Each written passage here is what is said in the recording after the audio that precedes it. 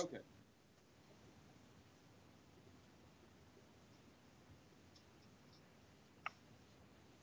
What's up, everybody?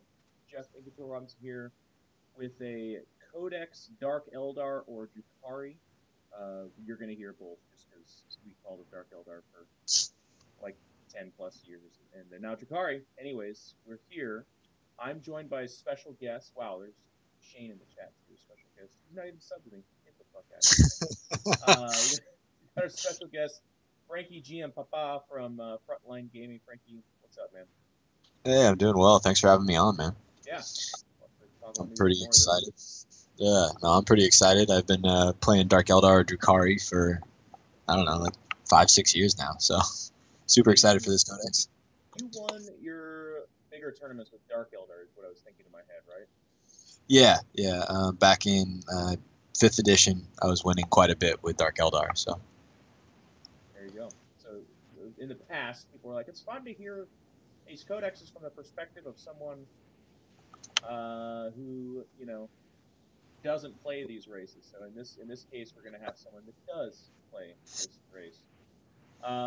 Yeah, guys, I see people in the chat. Your voice is too quiet. That's cool, man. We're started, so I'll try to talk closer to the mic. But this is what it is. If you can understand, you can hear me great.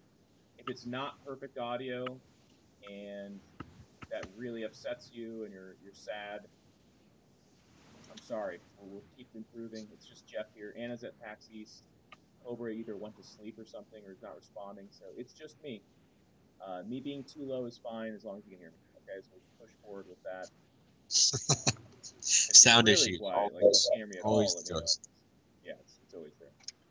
We both have the codex in front of us. So just to give a breakdown of what we're going to do, once again, we're going to go through this entire thing. But this is the day of, so you can go and buy this codex right now. It's in your shops. I definitely I definitely encourage you to buy from Frontline Gaming. You save some money. They will ship to you. Supports a great company. And Frankie happens to be the co-founder and one of the head people of that company as well. Yeah, no, we would always appreciate it. You can go to store.frontlinegaming.org and pick yours up today. That's the only plug I'll do. But let's go ahead and dive into this awesome codex, buddy. Yeah, I'm excited.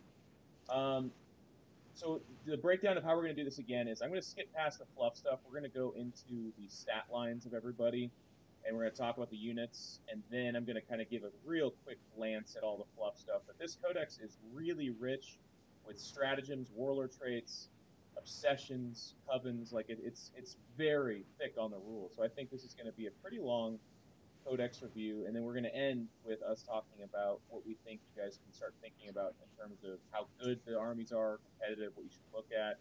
And Frankie is one of the experts. He's been playing it, has played it, and is playing it. So I think there's a lot to be offered here. But I'm going to go ahead and jump in, and we're going to start on that first page, Frankie, where I think it's just the HQs.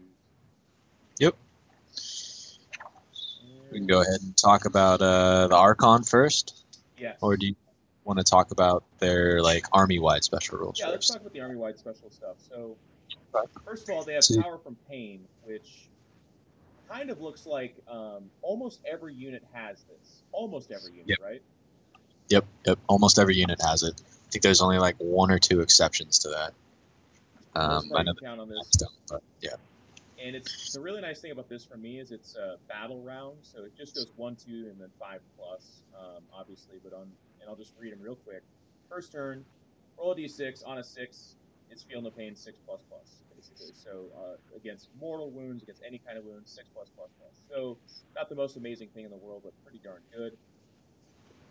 Yep. Oh, hang on. Well, hang on. So if people are how quiet am I to you, Frank? Just real quick, I guess. I mean, you sound fine to me, really? but I'm also listening to you through something else. Yeah. Okay. Okay, guys. I'll do this for 1 second where I'll check the audio, but I really can't be you guys are kind of obsessing over this, but and that's actually a Dark Eldar thing, by the way. So there is a Dark Eldar Coven in here that obsesses over microphone audio settings, but you've got some obsessions going on. I'll take one look at it, guys, but like I said, troubleshooting while the stream's live with me, the idiot of technology, not a good idea. It'll get worse before it gets better. Oh yeah, your mic is super low. Oh, you're doing it right now. You can hear it. Yeah, I'm watching the live.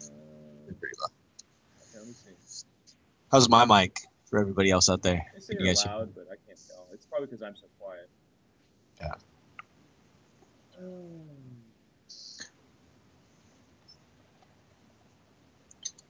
This is all above me. A lot louder than Jeff. Yeah, we know. It's because Jeff's just soft-spoken. He's a Really soft quiet. and gentleman. I guess I can check overall recording devices. Microphone. Oh, it's the webcam that's picking me up. That's what's happening right now. Cool. Let me make this.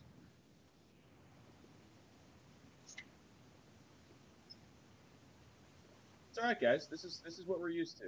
It's Jeff with a fucked up screen, trying to figure it out. Test. Oh, it's picking up like a bunch of different places. Disable that. Properties here. Levels. Set to 80. Is this any better for you guys? Can you hear something different?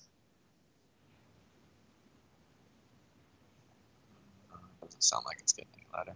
It doesn't sound any different to you? No. Sounds like it's about the same. Okay.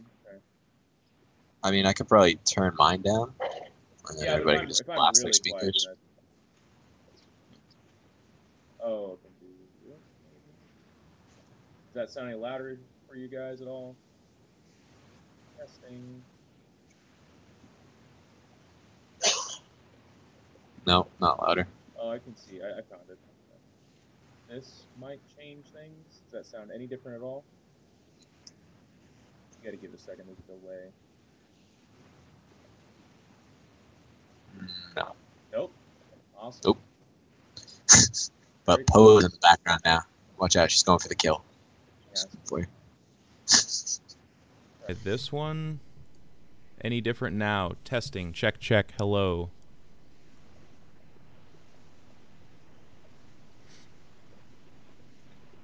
I think that made it a little bit louder, yeah. That made it louder? That's better? Yeah. It's a little bit. So this is... That is good, they're saying. It's a lot better. Cool. There you go. People love it. See, now this is how it works, guys. Sometimes grumpy old Jeff is like, shut up! Deal with it! And then you guys are like, no, it's not okay. And I'm like, alright, I'll check it. Yeah, that's good. Is it good enough, guys? Should I stop tinkering? Or is it just like, now we can hear you, so anything's better? No, I think that's better. Okay, cool. Okay, guys, thank you. Thank you for putting up with me. YouTube, guys, I'm sure you'll destroy us in the comments. That's fine. We're used to it. So let's just get back into it. So turn 1, and it's not beyond. It's just the turn 1, you get a 6+ Feel No Pain. Turn 2, and it's important to keep in mind these are cumulative, by the way. So you always get the 6++. You can re-roll the dice when determining how far a unit with this bonus moves when it advances or charges. Re-rollable charge. Yep. Reroll charge on turn 2 plus 6 up. Feel No Pain. Not bad. And then it gets better. Flensing Fury. Add 1 to hit rolls made for units with this bonus in the fight phase. We'll break it all down in a second here, but the fourth one, Emboldened by Bloodshed. Units with this bonus automatically pass morale tests. So that's the Fearless. That comes in from... Dark Elder have always had that. And it was usually like turn 5 or 6 that they got it, but here they are in 4. Subtract 1 from the leadership characteristic of enemies that are within 6 inches of any enemy units with this bonus in the morale phase. So, just in a snap glance, Frankie, I mean, talk a little bit about how powerful this stuff is. Yeah, I mean, so the 6 up Feel No Pain is great because you get it all the time against everything.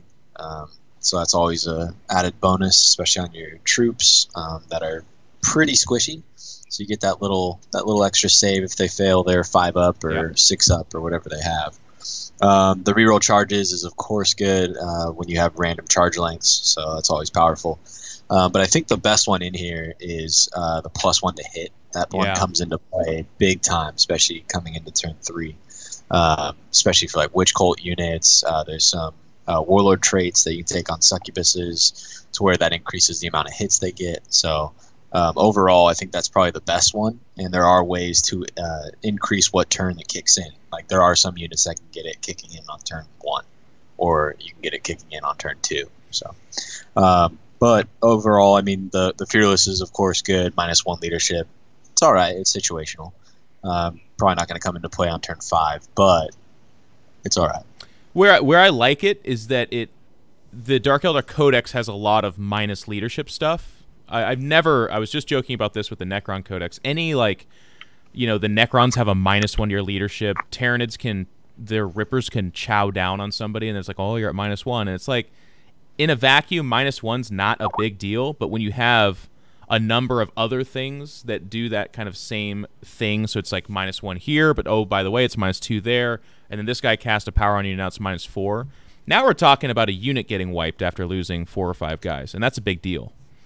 Yeah, like Night Lords do it really well. Reese, my business partner, he plays Night Lords, and a lot of times he'll have like -3, and then he'll just kill like 1 model from each unit, and then you're taking a leadership at -4. Yeah. So it's really good. 1 second, guys. Now Cobra's messaging me. Dun, dun, dun. This is amateur hour. All right. Anyway, so that's something that's going on all the time for you, and that's really powerful. It's for most units. And then another thing that they get is called combat drugs. Now this one, Frank, you'll know this better than me. It's not. This is more like Witch Cult almost exclusively, right? Or is it? It's not. Exactly. Yeah. Okay. Yeah. So there's a lot of Witch Cult units that can choose their combat drugs, or you can randomly roll. If you choose your combat drugs, you can't duplicate one until you've used all of them. So. Yeah. You have to take all 6, and then you can duplicate if you're picking.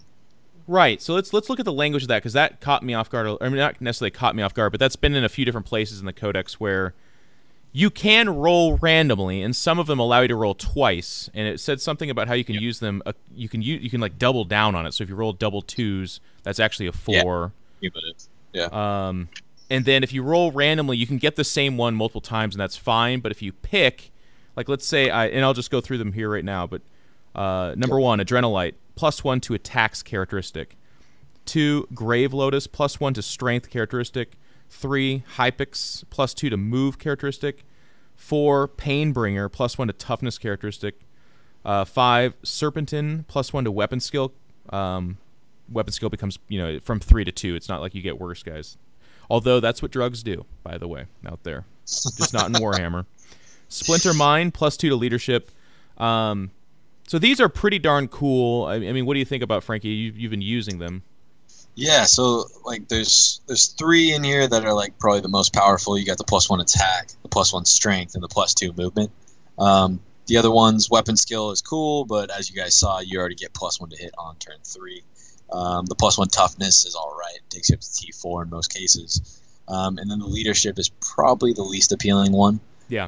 So that's it. It makes it difficult if you want to pick your combat drugs, because chances are you're only going to be able to pick, I don't know, 1, 2, or 3, and you're not going to be able to duplicate. So rolling isn't a bad choice because all these options are pretty good. The only downside would be if you rolled a 6, but yeah, that's okay because then you can get duplicates if you randomly roll, or if you're taking enough units to get all 6 and then pick another one, it makes your army really good as well. So. Which would be ridiculous. And you're going to hear a theme here. I think it's going to be about combos. So that's the army-wide rules. They give you a thing about poison. It's very similar to how it was in 7th edition. It's 4+ wounds anything. On a vehicle, it's a 6+ against anything with Titanic, I believe it is also a 6+. Yep. There's a lot of interesting language throughout the Codex that we'll get to in a second, but I like to jump around because I'm an idiot.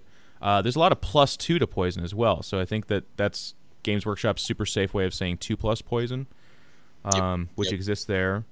And then that's about it for that, right?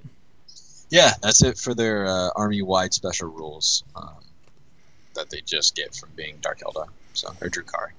So we'll get into HQ. First off is the named characters, and it's actually very shallow, I will say. That's not necessarily a bad thing, but there is not a lot of named characters. In fact, the Archon's not a named character, but pretty darn cool. So I'll give the stat line, then I'm going to throw it over to Frankie and have his thoughts.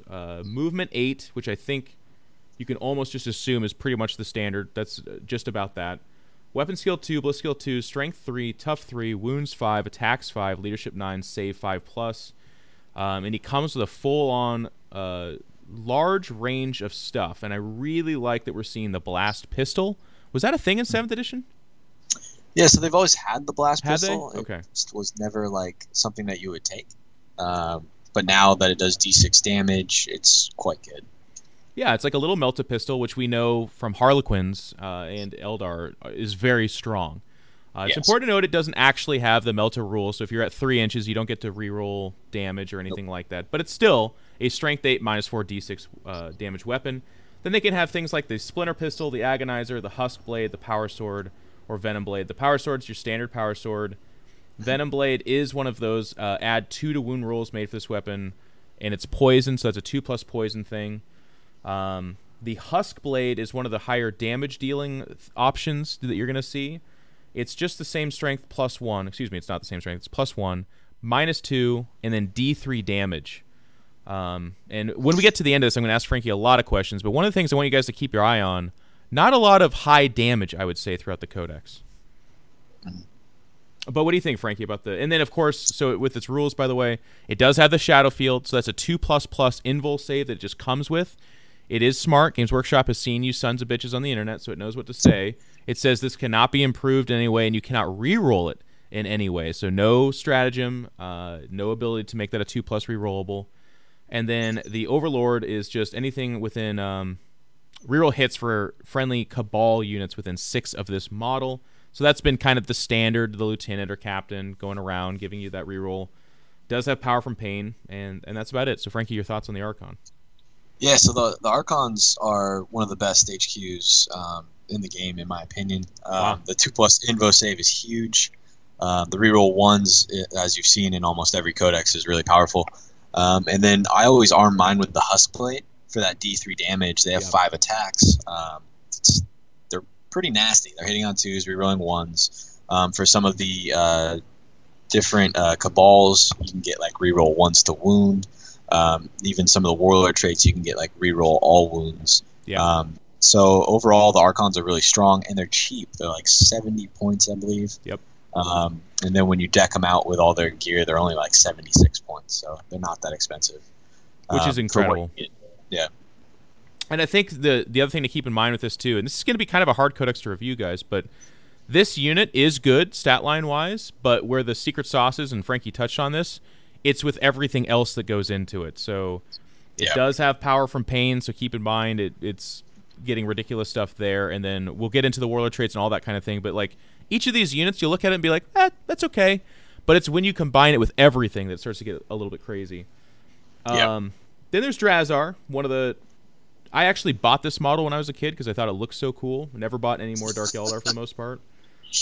He is movement 7, weapon skill 2 plus skill 2, strength 4, tough 4, wounds 5, attacks 4, leadership 9, save 2+. And he does have the Demiclaves, famously modeled with them. Looks like a praying mantis kind of. Single blade is +1 strength, -3 AP, 1 damage, and then dual blades is strength user -2, 1 damage. But he gets 2 more attacks with that. The rules that he has: power from pain, Eternal Warrior, so he has a 5+ invul. You're going to see a lot of that. Murderous Assault. If he charges, he can fight an additional time in the next fight phase. So that's kind of worded a little bit weird, but the way I read that is he gets to swing, and then you move on and activate something else, and then I think when you come back to activate, he can just activate again. Yeah, exactly. It's very similar to like Corn Berserkers. Yeah, okay. Master of Blades, add 1 to hit rolls for friendly Incubi, units within 6. And then he has Tormentors. Each time your opponent takes a morale test for a unit that is within 6 of any enemy Incubi units, the result of the morale phase test equals the highest leadership characteristic in the unit. The test is failed and 1 model flees the unit. Yep. Okay. Frankie, what do you think? I look at this and it's a mega hard pass for me. I don't think he's very good at all. Yeah, so I mean, he's not bad. He's a pretty good close combat character. He does make your Incubi better quicker, so that's always good. And yeah, I mean, he gets to attack twice, so that's really powerful. He can go into units by himself and basically take them on. The downside is he's 120 points, so he's more expensive than all the other HQs. And I think personally, I'd rather take an Archon, which is giving army-wide reroll 1s, 2+ invo save, give him a blast pistol.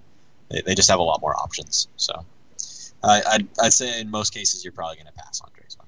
He's like a league guy, or if you have this beautiful Dark Eldar army that you're really proud of in a friendly game or something like that.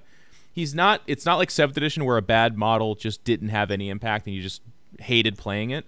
I just think in a competitive game, you're buffing Incubi, which you probably shouldn't be taking anyways, or if you are, they're not that good-ish. And then he himself, like Frankie said, is like 50 points over an Archon, and he's probably worse, which is a weird thing to do. Yeah. He's, I mean, if you're taking a lot of Incubi, Drazar for sure, definitely take him. But just by himself, probably not going to be running him all that often. Yeah. Okay, so next is one of my favorites, and I think one of Reese's favorites, and it's not just because she's a hot naked lady that enslaves people. That's something else, I'm sure.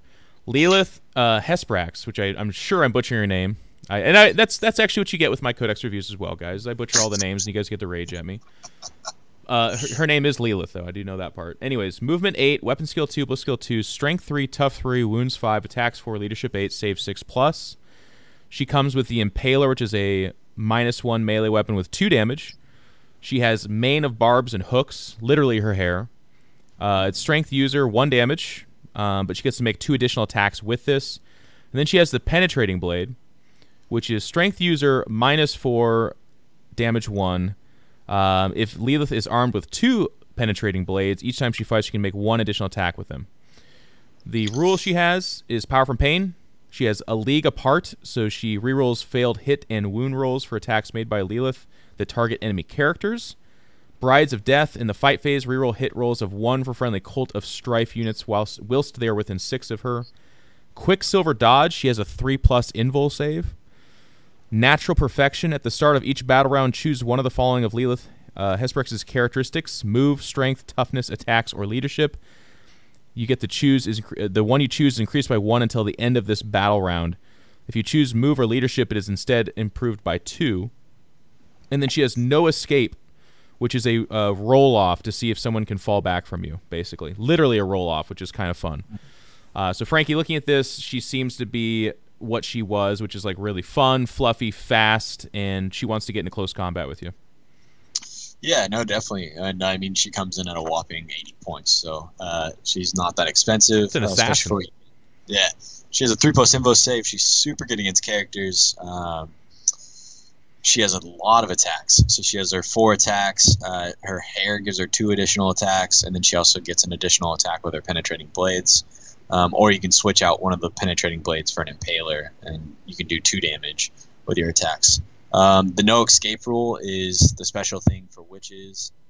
So she has that rule which allows you to lock infantry in combat, so people can't leave and shoot you, which is really powerful because witches have an invo save in close combat. So, yep. Overall, I think she's an excellent choice, especially if you're running a witch cult. Yep. She's that's a good point there too. She buffs up the witch cult, so she's got a lot of strong stuff there. But even on her own, not bad. Yep. And then she has natural perfection to kind of immolate combat drugs. So she gets to choose her special ability. She actually doesn't have combat drugs otherwise. You're right. Yep. Nope. But she does have power from pain. So there's again a lot of stats getting buffed and just stuff going up there. Then we get to the Succubus. Succubus is movement 8, weapon skill 2, bliss skill 2, strength 3, tough 3, wounds 5, attacks 4, leadership 8, save 6+. This feller, or fellis, it's a chick, anyways, and fellis is not a word. She can take a blast pistol, a splinter pistol, which we haven't talked about, that's range 12, pistol 1, poison, just poison. It's just a little poison pistol. Agonizer, which is strength poison again, -2, 1 damage. And it's a melee weapon. Archite Glaive, which is another melee weapon, is +2 strength, -3, 1 damage. When you attack with this, you get another... Yep, oh, no, you must subtract 1 from the hit roll. Got it. And then the Impaler, melee weapon, -1, 2 damage. Has power from pain. Has Brides of Death, which is the roll-off, I believe. Nope, it's reroll hits of 1, excuse me. They do have the no escape, and then they have lightning dodge. This model has 4+ invulnerable save. Yep. So the Succubus is like Lilith, just a little different. Her weapon options are actually a little bit better because you can take the witch cult weapons. So she can take an Impaler and a shard net. The shard nets are ridiculous. So the no escape rule is a roll off. you have to, if your opponent's trying to leave combat, they have to beat your dice roll. With a Shardnet, they only roll a d3 and you roll a d6. So the chances of you getting away are super slim. So that makes the Succubus pretty good. Plus the Impaler is quite good as well, the -1 and 2 damage. So overall, I think the Succubus is an excellent choice. And dirt cheap. Yeah, they're very cheap. They're 50 points. Not bad. Okay, then we get over to another named character here, Irian Rakarth. This is one of the guys that leads the Homunculi, I believe. Yep. Movement 7, weapon skill 2, bliss skill 2, strength 3, tough 5, wounds 5, attacks 4, leadership 8, save 6+. He has the Casket of Flensing, which is a pseudo flame weapon, if you will, range 12. Assault 2d6. That's a train going by, guys. A lot of people are, what is that? It's a train. Strength 3, -2, 1 damage. It can only be fired once per battle. That's like, okay. I don't think they needed to be that worried about it, but okay. Then he has Homunculus Tools, which is just his melee. It's a poison, 1 damage. He has the Ichor Injector, which is melee weapon again, -1, 1 damage. The bearer can make only 1 attack with this weapon each time it fights. You can reroll failed wound rolls for this weapon. Each time you roll a wound roll of a 6 for this weapon, the target suffers D3 mortal wounds in addition to any other damage. So that's okay. The Ichor Injector in 7th edition was instant death, if I'm not mistaken. Yeah, they used to do instant death, which was always very scary. Yes, it was. So D3 mortal is nothing to sneeze at, but the fact that you only get 1 attack with it, kind of eh. Abilities, Power from Pain, Hamivores, I think I'm saying that correctly. Roll a d6 for each enemy unit within 3 inches of Irian Rakarth at the start of the phase. On a 6, that unit suffers a mortal wound. Cool. Sculptor of Torments, add 1 to the strength and leadership characteristic of Prophets of Flesh units whilst they are within 6 of him. Clone Field, he's got a 4+ invul.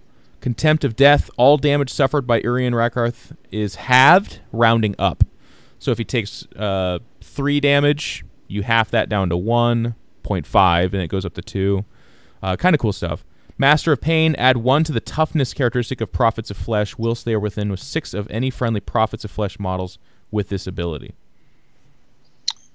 Yeah, so Urian is really good. I mean, he gives the +1 strength and leadership and +1 toughness to Prophets of Flesh, which is huge. That's a lot of bonuses to your units, especially your racks that aren't that expensive.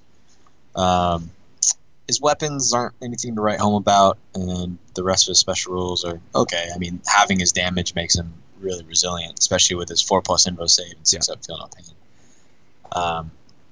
But I think it's really about his auras that he gives to the Prophets of Flesh is the reason that you'll take him. The +1 strength is pretty big. Not bad. And then we go over to the Homunculus. Movement 7, weapon skill 2, bliss skill 2, strength 3, tough 4, wounds 5, attacks 5, leadership 8, save 6+. They can take the Hex Rifle, which is a heavy 1, range 36, strength 4, -1, 1 damage, sniper rifle. Otherwise, it's exactly a sniper rifle. Liquefier gun, range 8, assault D6, strength 3, -D3 AP, 1 damage. And I think it just says each time it's fired, roll a D3 to determine its AP. So if you roll for example, if you roll a 1, this weapon would have an AP of -1. Okay, so on a 5 or 6, it's at -3. Yep. Not bad. Stinger pistol, range 12, pistol 1, poison. Then we've already seen it can take Homunculus Tools. It can take the Ichor Injector. And then the model has the abilities of Power of Pain, Insensible to Pain. It's got a 5+ invulnerable save. And then it also has the Master of Pain, which is just that add 1 to the toughness of fellow Homunculus, basically. Yep. So, I mean, the Homunculus, again, is pretty cheap. He's only 70 points. Granted, Urian's 90 points, so he's only 20 points more. So if you are going with Prophets of Flesh, you'll probably take Urian over a normal Homunculus. But the Homunculus has the weapon options are pretty good, and the weapons of torture are actually quite good as well. The Electrosive Whip is pretty nasty. It's -2 AP, 2 damage, and I believe it's poison 4+. So they have 5 attacks with weapon skill 2 that do 2 damage with -2.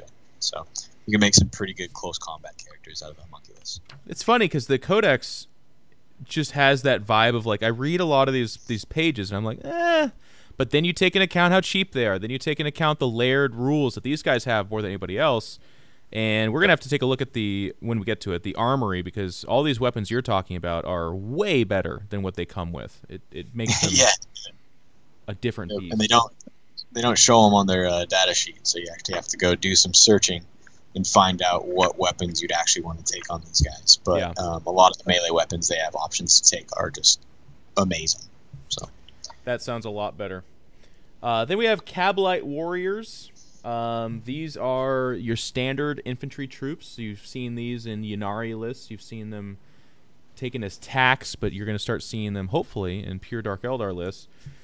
Very standard. Movement 7, weapon skill 3, blitz skill 3, strength 3, tough 3, wounds 1, attacks 1, leadership 7, save 5+. Their sergeant, the Cyberite, is the exact same stat line except for 1 more attack, 1 more leadership.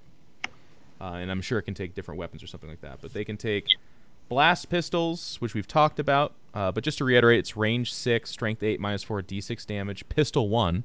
So keep in mind that pistol rule is pretty darn cool as well. If you put that on a character like a guy with a 2+ invul save, he's shooting that every damn round. It's amazing. They can take a blaster, which is range 18, assault 1, strength 8, -4, d6 damage. The Dark Lance, the famous lance of forever ago, range 36, heavy 1, strength 8, -4, d6 damage. The Phantasm Grenade launcher, and I believe they all have Phantasm Grenades in general, do they not? You can take up to 5 additional wars. Maybe not. No, you gotta buy it. It's a range 18, assault D3, strength 1, AP 0, damage 1. If a unit is hit by this, they must subtract 1 from their leadership characteristic. I keep stumbling over that word. Shredder, range 12, assault D6, strength 6, -1, 1 damage. When attacking an infantry unit, reroll all failed wound rolls for this weapon. It's already strength 6, which is pretty darn good. Yeah. Splinter Cannon, range 36, rapid fire 3, poison. Splinter Pistol is the same, only it's range 12. Well, it's pistol 1, range 12, poison. Splinter Rifle, which is what they come standard with, I believe. Yep. Is range 24, rapid fire 1, poison. Then they can take the Agonizer in melee, which is -2, 1 damage, poison, or they can take a power sword. Pretty basic troops. I think I saw, Frankie, they're 6 points, which is really not bad for something that has a Feel No Pain as well. Yeah, so they're 6 points.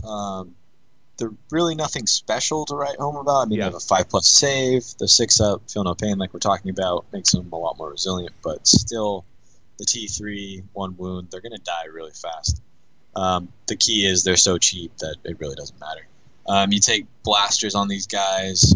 Shredders are excellent weapons, especially if you're going to use them to clear out chaff. The Agonizer is okay on the Sergeant. But overall, they're a cheap troop, so you'll probably just take them, throw them inside of Raiders. You can do like a big bomb of Cabalite Warriors because you can take a unit of up to 20.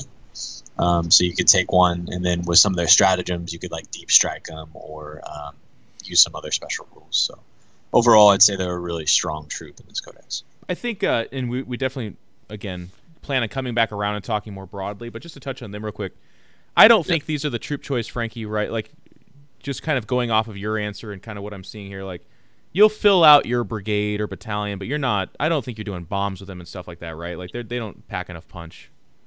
No, like the poison is kind of lackluster.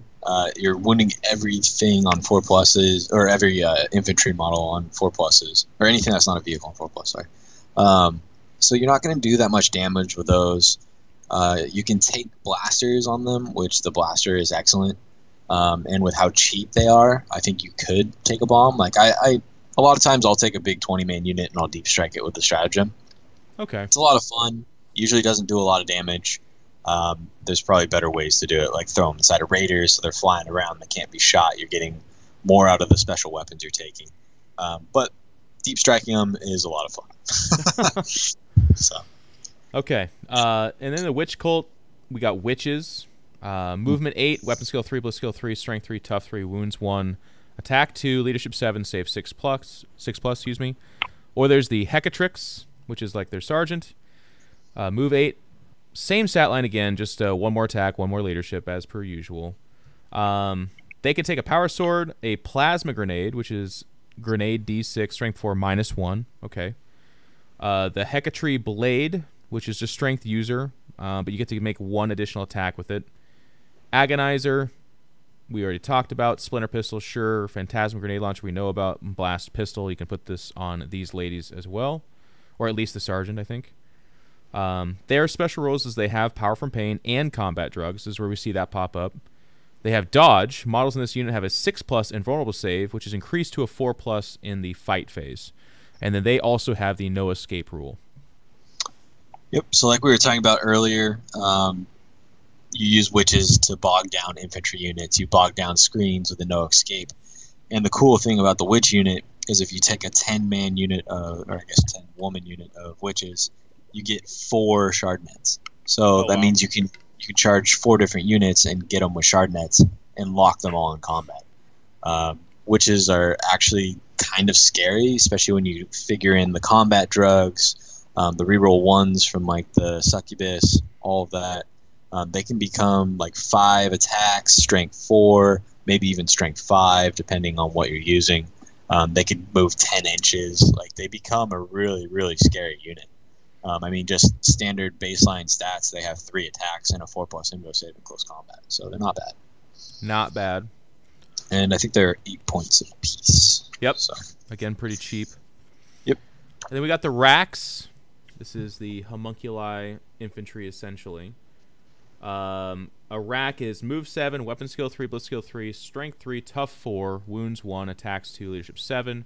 Same thing for the Akathis, where it's just the sergeant, so it has 1 more leadership and 1 more attack.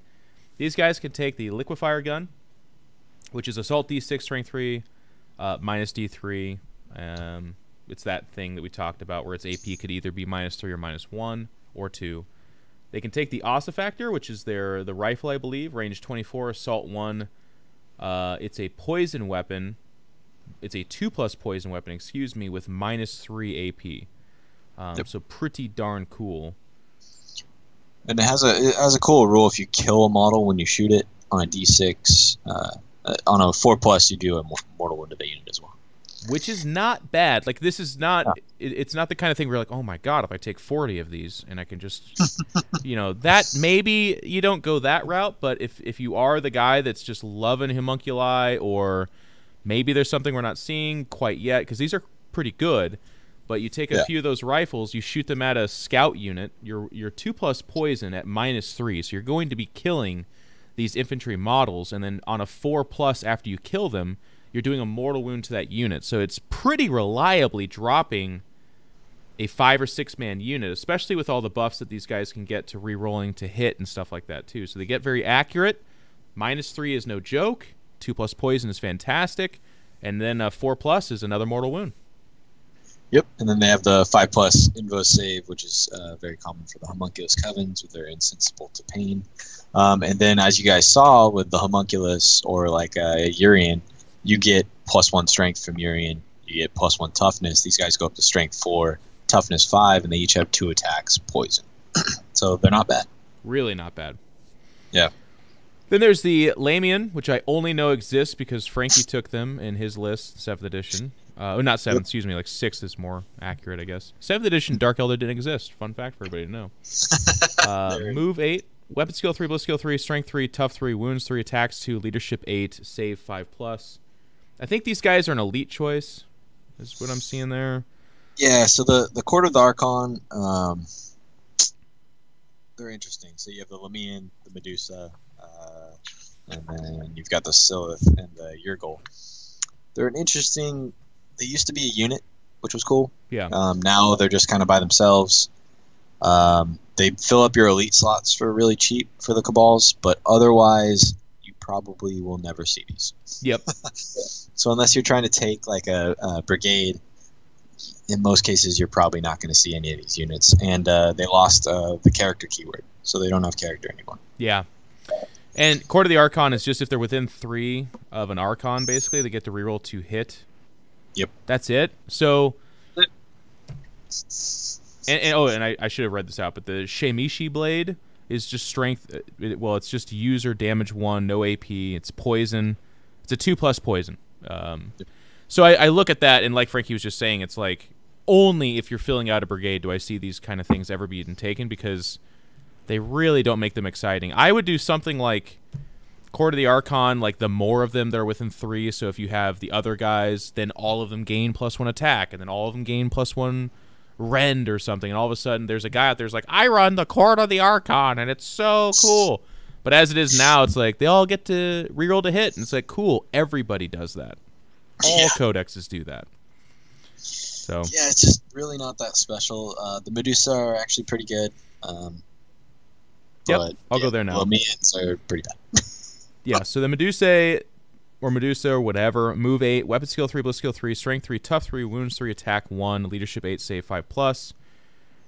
They have the Eye Burst, which is a range 9, assault 4, strength 4, AP -2, damage 1 weapon. It's not even like a flame or something like that. It's literally just a shooting attack. They have power from pain, and then they have the Court of the Archon. So when you say they're good, I think what Frankie's trying to say is if you own models of this, don't feel terrible, but it is not. This is not good. No, like they're 21 points. I mean, they have 3 wounds. They don't have an invo save. They have the 6 up feel no pain. If you throw a bunch of them into a venom or something like that, you could do some damage, but you're paying a lot of points for that. So I'd rather take mandrakes in their place. Yes, we'll get to that in a second. Those are still fun. Then we end with the not end. Excuse me. There's 2 more. The Sylph. Move 8, weapon skill 3, bliss skill 3, strength 5, tough 5, wounds 3, attacks 3, leadership 6, save 5+. They have Court of the Archon. They have a 5+ invul save because they're insensible to pain, and then they are a cold-blooded bodyguard. Roll a d6 each time a friendly Cabal Archon loses a wound. Whilst they are within 3 inches of this model on a 2+, this model intercepts that hit. The Archon does not lose a wound, but this model suffers a mortal wound. It's kind of cool. You save your Archon from some special hits, but still, I don't know. I don't think you'll ever take them. No. I mean, they have a Shard Carbine. They can take a Splinter Pistol. The Carbine is range 18, assault 3, poison.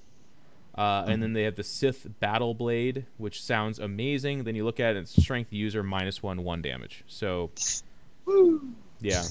Whee! They're not that great. They're cool models. They look great. They do look cool.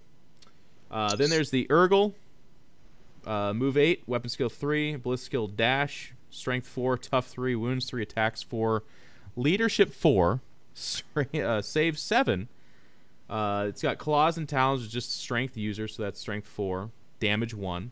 It's got Court of the Archon, insensible to pain, so it's got a 5+ invul save, ferocious charge, adds 2 to this model's attacks when it charges, so it goes up to 6 attacks. Another just hot fart of a whiff. Just at 15 points a pop. Yeah, they're just horrible. I mean, I guess you get 6 attacks. They have no save though. It's like, they're not good. I just think, I think it's such a cool concept, and there's some of the things that, like in the old fluff, never worked out competitively, but would have been fun to play, and this was the chance to do that. And unfortunately, I think that you'll never see a single actual Court of the Archon. It just needed to be more exciting. Not, like I said, I would have liked it if each one of them brought a new thing to it, and with all of them together, they have these like stacking buffs or something. But as it stands, they're not very defensible. They're not very offensive. They're not the cheapest, and they don't add anything exciting. So, no, like you said, it would be cool if you made like a special rule like the Dream Team, and if you take all of them plus an Archon, your Archon gets +1 attack. Yeah.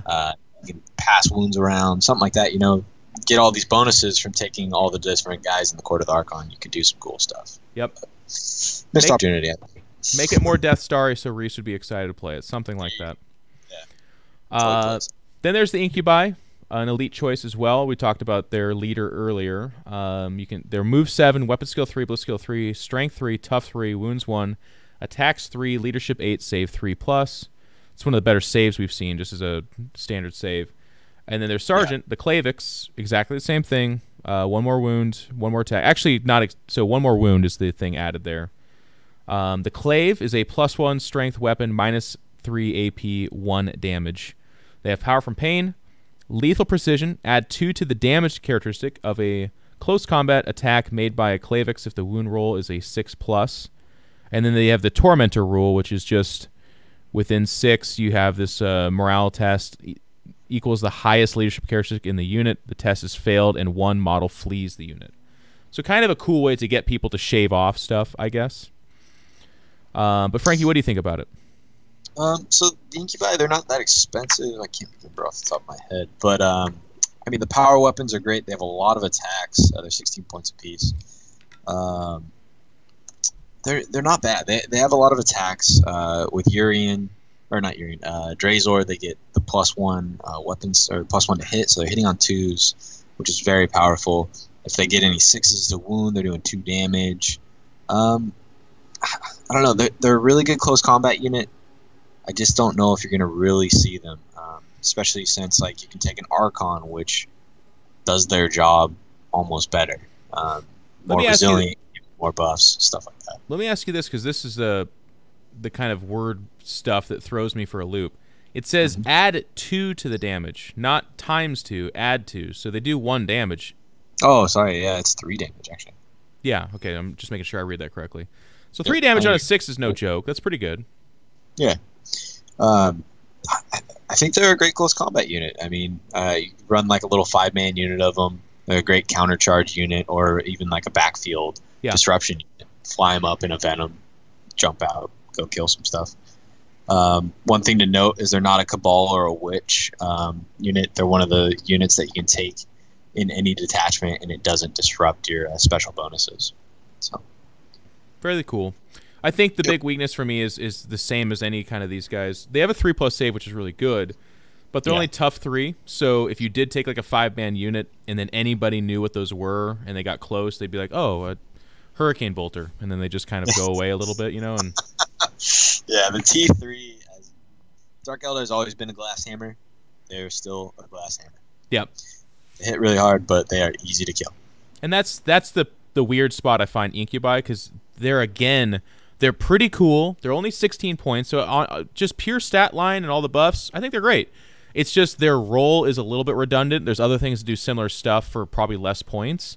And then the same way you deliver them is how you deliver anything else. So if you just put, Games Workshop, if you're listening, if you just snuck in there like, strike from the darkest shadows, and then the rule is they deep strike or something, and they get some kind of move on that, now we're looking at it and we're going, okay, they're unique that way, and that's cool. Speaking of cool rules, we get to the Mandrakes, which is, I loved them. I loved them back in 5th edition too, actually. They were really fun. But move 8, weapon skill 3, blitz skill 3, strength 4, tough 3, 1 wound, attacks 3, leadership 7, save 7+. Then there's the Night Fiend, which is their sergeant. 1 more attack, 1 more leadership, not one more wound. They can take the Bale Blast, which is assault 2, strength 4, -1, 1 damage. Each time you roll a wound of a 6 for this weapon, the target suffers a mortal wound as well. Their abilities: Power from Pain, Shrouded from Sight, subtract 1 from hit rolls of attacks that target this unit. In addition, models in this unit have a 5+ invul save. And then they have From Out of the Shadows. During deployment, you can set up this unit in the realm of Aelendrak instead of placing it on the battlefield. At the end of your movement phase, the Mandrakes can pull themselves into reality, set them up anywhere 9 inches off from enemy models. It's deep strike. So not as cool as Infiltrate, I guess. But these are fun. These are good. Yeah, Mandrakes are great. They're 16 points apiece. Their Bale Blast is excellent. They get the deep strike, so they'll always get the alpha strike. They won't be shot off the table. They also have close combat -1, so that's pretty good. They have 3 attacks, so they can put a butt kicking down, and they're strength 4. So I think they're not bad. They also have Power for Pain, so they have that 6+ Feel No Pain paired up with their 5+ Invo save and -1 to hit. So they're a little more resilient than the other troops we're seeing. These, I feel like every army needs this kind of unit, which is that unit that can drop down and probably remove a unit of scouts, Nurglings, Rippers, that kind of a thing, guardsmen. I don't think you look at this and go, well, God, if I take 4 units of 5 and I'm just Bale Blasting everywhere, probably not doing that. But like a turn 3 because this is pseudo resilient as well. The -1 to hit, still just tough 3 with the 5+ invul. That doesn't make for the most amazing thing, but a unit of 5 is 80 points, and that'll drop down and disrupt stuff. And the fact that they gave them a decent shooting attack, and like Frankie said, I kind of glossed over this, but they have a -1 in close combat with 3 attacks each. That's not bad. That's an okay little 80-point punch.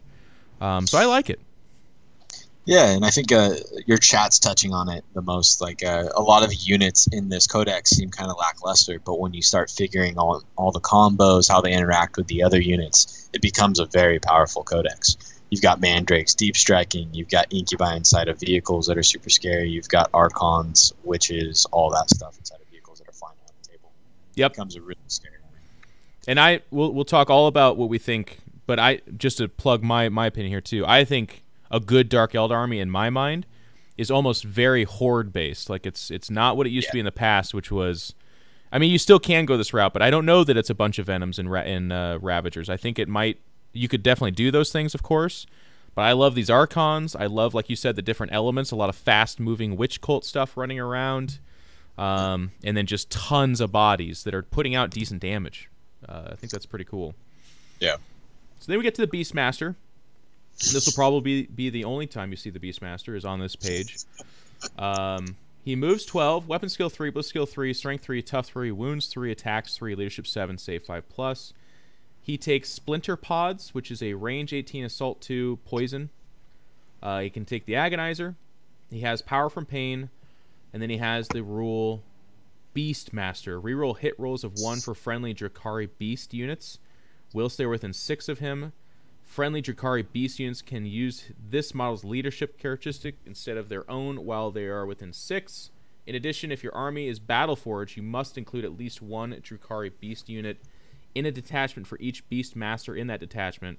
Drukhari Beast units do not take up slots in a detachment that includes any Beastmasters. This model can never have a Warlord trait.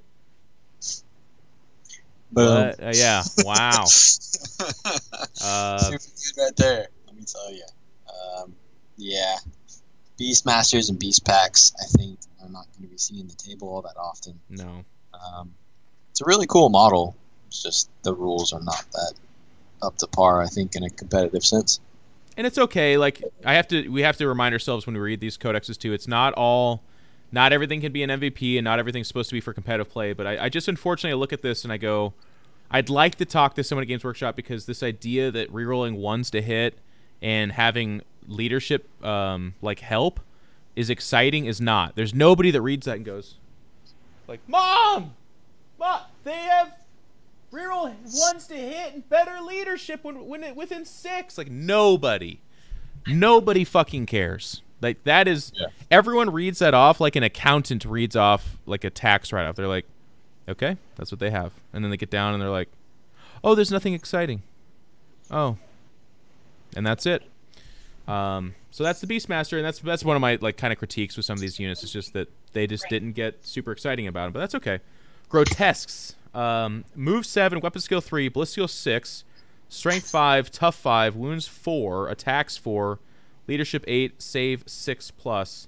They can take the liquefier gun. They can take a flesh gauntlet, which is a just poisoned. Each time you roll a wound of 6 for this weapon, other than against vehicles, that target suffers a mortal wound, and it's not actually poison. So it's literally just hoping to roll a 6, and they take a mortal wound. Yeah. Oh, it's a melee weapon. Okay. Well, anyways. Monstrous Cleaver, -2, 1 damage. Each time the bearer fights with it, you can make 1 additional attack. Monstrous Cleaver. That's right. 1 damage. That's right. But it's -2 AP. I don't know why you would ever swing with the Flesh Gauntlet. I guess maybe if you're trying not to kill a unit. But Monstrous Cleaver is definitely the better choice out of those two. Yeah, I just had it in the name department at Games Workshop. There's a guy who's like, let's call it the Monstrous Cleaver. They're like, cool. What's it do? It's like, it's just -2. What's the damage on it? 1. Like, Monstrous Cleaver? Damage. Yeah, the name is definitely deceiving, but I think that's what Dark Eldar are all about, is deceiving the enemies, you know? Watch out, he's got a monstrous cleaver. Oh my god. No, it's not that bad. Yeah. It's like an envelope opener, you know? I am excited for all the games that Dark Eldar players, if they take some grotesques, they're going to be like, what do those guys got? They have monstrous cleavers, and they're like, shit, what does that do? It's -2/1 damage, and they're like, excuse me? Gotta watch out, son. I mean, they got 4 attacks. +1 attack. Yeah. You would think a monstrous cleaver would actually be harder to swing, so it'd be like -1 attack or something. Well, that's like you said. It is like a little switchblade. They're like, what is that? It's my monstrous cleaver. Yeah. It's just a little dagger.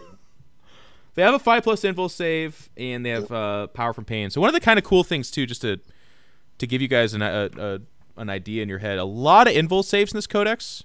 They're not great invul saves per se. Like it's a lot of 4, it's a lot of 5.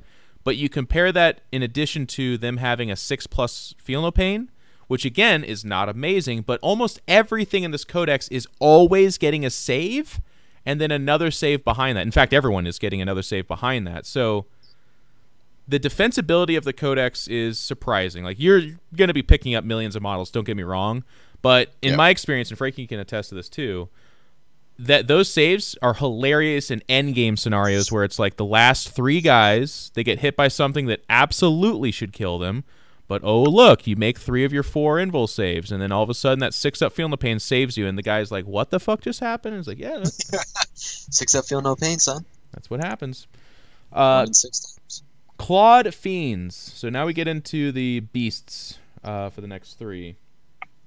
So Clawed Fiends move 10 inches. They have a weapon skill of 4+. They don't have a ballistic skill. They're strength 5, tough 5, wounds 4, attacks 5, leadership 4, save 5+. They have Berserk Rage. Increase the Clawed Fiend's attack by 1 while it has 3 or fewer wounds. Ugh. But once it takes it's more attacks. Its stat line's pretty good, though. So remember, it's rerolling 1s with the Beastmaster. It's tough 5 with strength 5 and 4 wounds. But how expensive are they, Frankie? That's the first thing I'd... They also have -1 AP, 2 damage, so they're a little scary. The weapon skill 4 though that's the downside. I'm actually gonna skip real quick to see their because this either becomes like pretty good or 32 points. Okay, never mind.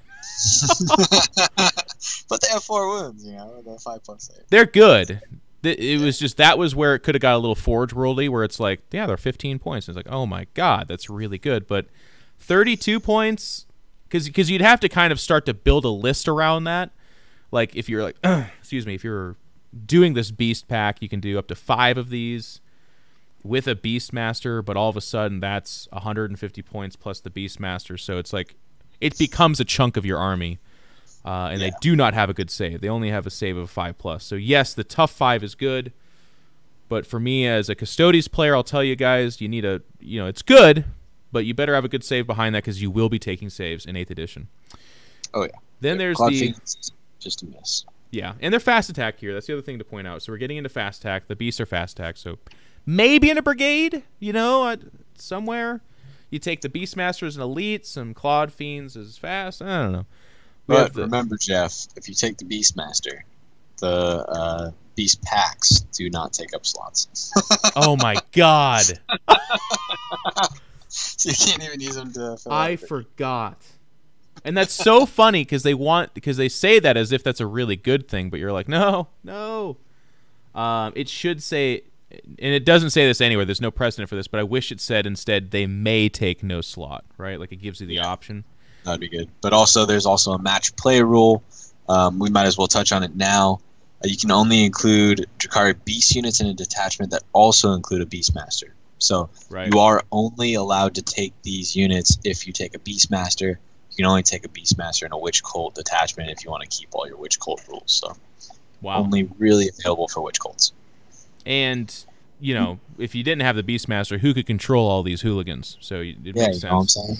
Just be running around like animals. Then we get to the Chimera. Spelled all cool. Movement 10, weapon skill 3, strength 4, tough 4, 1 wound, attacks 3, leadership 4, save 6+. Otherworldly models in this unit have a 5+ interval save. Woo. They're just claws and talons, no AP, 1 damage, and that's it. Nothing special. They are 10 points apiece, so they're not that expensive. Much cheaper. Razor Wing Flocks, we've seen these. Some people were using them with the Inari stuff for a little while there. Yep. Razor Feathers, they're -1 damage. They move 12, weapon skill 4, strength 2, tough 2, wounds 4, attacks 4, leadership 4, save 7+. So they don't have a save, and there's no rule here for them to have a 5+ invul or something like that. Yep. And they do not get combat drugs or anything like that, so you can't be buffing them. That would be kind of funny, though, if your little flock of, like, seagulls were on drugs. Just I mean, that's what I would do with them. Yeah. But yeah, they're not that great. They're 12 points apiece. So. Okay, not very good. So then we get to Reavers, still in the fast attack section. So Reaver, move 18, weapon skill 3, blow skill 3, strength 3, tough 4, because they're on a bike, 2 wounds, attacks 2, leadership 7, save 4+. The sergeant has 3 attacks, still the same number of wounds, and then 1 more leadership. These guys can take the blaster, which is assault 1, strength 8, -4 d6 damage. They can take a heat lance. This is the first time we've seen this. Range 18, assault 1, strength 6, -5 d6 damage. If the target is within half range of this weapon, roll 2 dice when inflicting damage with it and discard the lowest. Then they can take the standard splinter pistol, splinter rifle, agonizer, blade veins, which we haven't seen, which is strength 4, -1, 1 damage in melee, or a power sword. Their rules, they have power from pain and combat drugs. I actually missed that. I didn't see that they had combat drugs. That's pretty damn sick. Yeah. They have the Grav Talon. After this unit has completed a charge move, roll a d6 for each of its models with a Grav Talon that is within 1 of an enemy unit. On a 4+, that unit suffers a mortal wound. So you give 5 of these guys this weapon. They charge somebody. You roll 5 dice. 2 or 3 of them are 4+. That's 2 or 3 mortal wounds. Yeah, so it's 1 in every 3 models can take the Never mind. Talent. And I think you can take up to, what is it, 9? So you can take 12, so you'd be able to get 4 of them. So you're almost there. Okay. Thank you, Frankie. No. They have cluster caltrops. Roll a d6 for each enemy unit within 1 of any model with a cluster caltrop and a unit that falls back. On a 4+, that unit suffers a mortal wound. Yep, and that's, again, 1 for every 3. It's kind of cool. Kind of cool little rules. I'd probably take the Grav Talon over the cluster caltrops. But yeah, a little bit more specific. Matchless swiftness. When they advance, they get to auto go 8 more inches, and they already move 18, so that's 26 inches. But then I think you can take, because they can take power from pain and combat drugs, isn't there one that's +2 to movement as well? Yeah, so they get +2 to movement. There's also a stratagem in here that you can double your combat drugs. So they can go +4 movement. And then there's also a witch cult thing in here where they can advance and still charge. So you're talking about a unit that goes 30 inches and still charges. Pretty good. Pretty good. Yeah. I like these guys a lot. I really like that you can kit them out differently. Obviously, the 4+ save and no invul. Nope. That I'm seeing does make it a bit of a liability, obviously. But that's the Dark Eldar way. They'll be zipping around and pretty cool. What do you think about them, Frankie? Yeah, I really like them, especially with the transfer over from the Index. They're 19 points. They have 2 wounds. They're super fast. They have the ability to do mortal wounds to people. You can give them blasters. They can take some, I believe, they can take like an agonizer. They're not bad. I think you can see maybe 6-man units running around the table, or if you really want to go balls to the wall like we were talking about, you can take a 9-man unit, fly up the table 30 inches and charge somebody. Yeah. So it's pretty good. Pretty cool. I think that they're not too expensive. It doesn't become super terrible. But no, they're only 3 more points than 2 witches, and they have 2 wounds. So not bad. So then we get over to the Hellions, and you were saying earlier, Frankie, that these guys are the bee's knees for you. Their stat line: move 14, weapon skill 3, blow skill 3, strength 3, tough 3, 1 wound, attacks 2, leadership 7, save 5+. The Heliarch has 1 more attack, 1 more leadership. They can take the Phantasm grenade launcher, splinter pistol, splinter pods, agonizer. The Hellglaive, which we haven't seen yet, it's a melee weapon. It's +1 strength, 2 damage, no AP though. Power sword or a stun claw, which is a melee weapon, which is +1 attack or +1 strength, 1 damage. Each time you roll a wound of a 6 for this weapon, it suffers a mortal wound to the guy you're wounding. They have power from pain, and then they have hit and run. The student can fall back and charge in the same turn.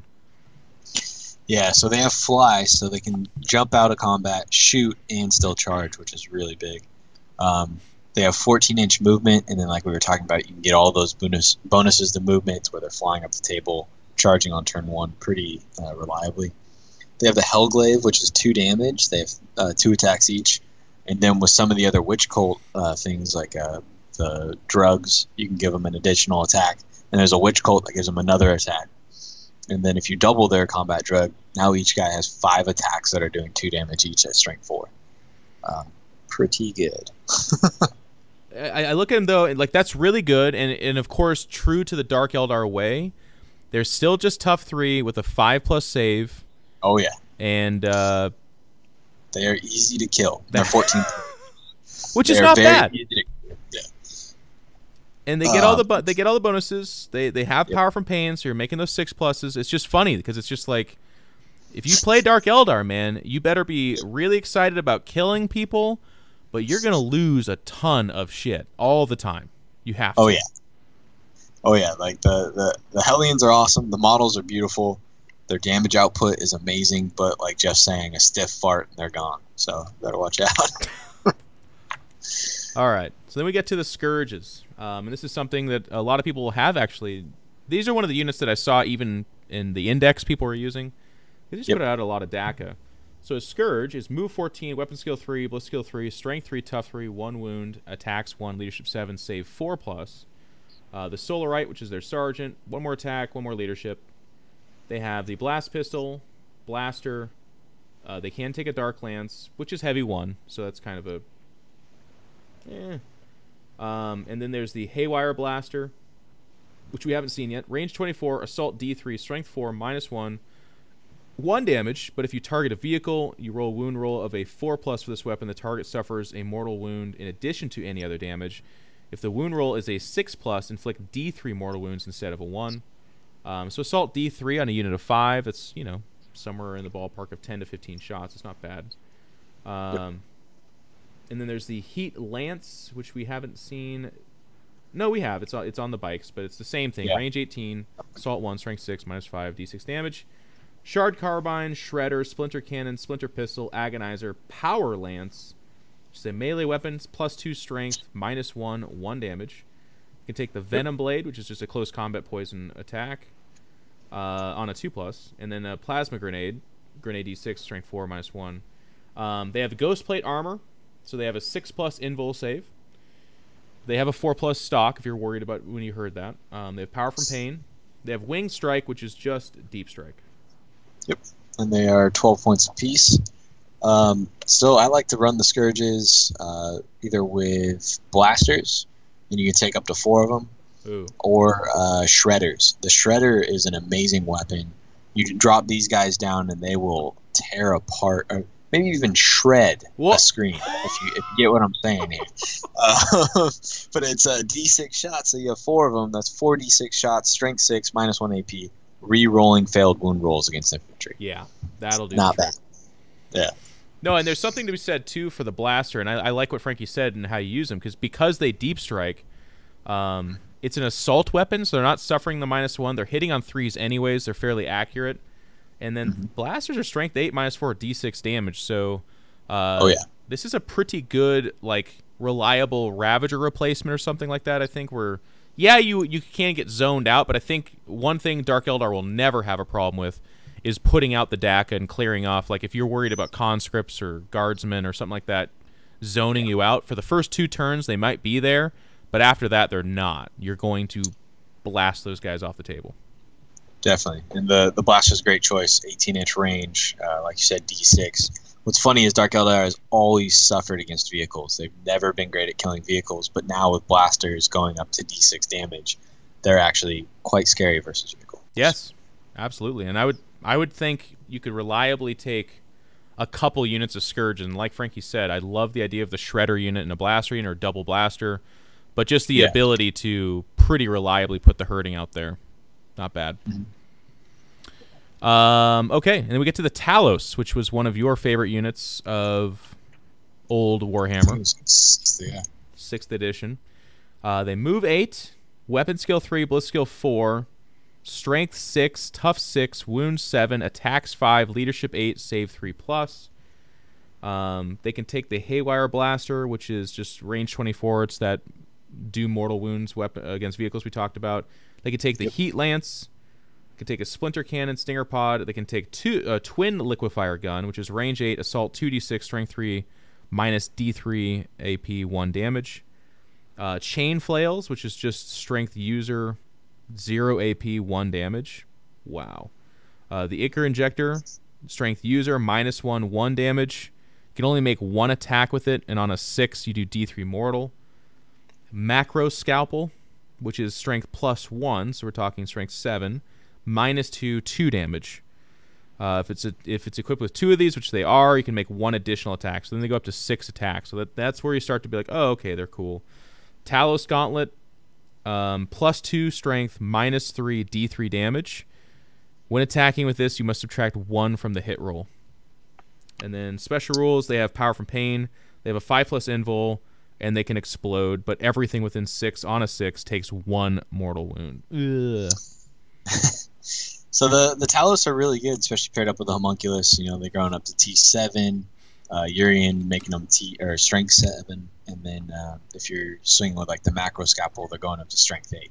Pretty good. The Chain Flails don't sound impressive, but they also get 2 hit rolls for each attack, so they're going up to 10 attacks, and you get to reroll failed wound rolls. So that's I didn't even read that. Yeah, so it's great against infantry. They come stock with 2 Splinter Cannons, so each of them have up to 12 shots.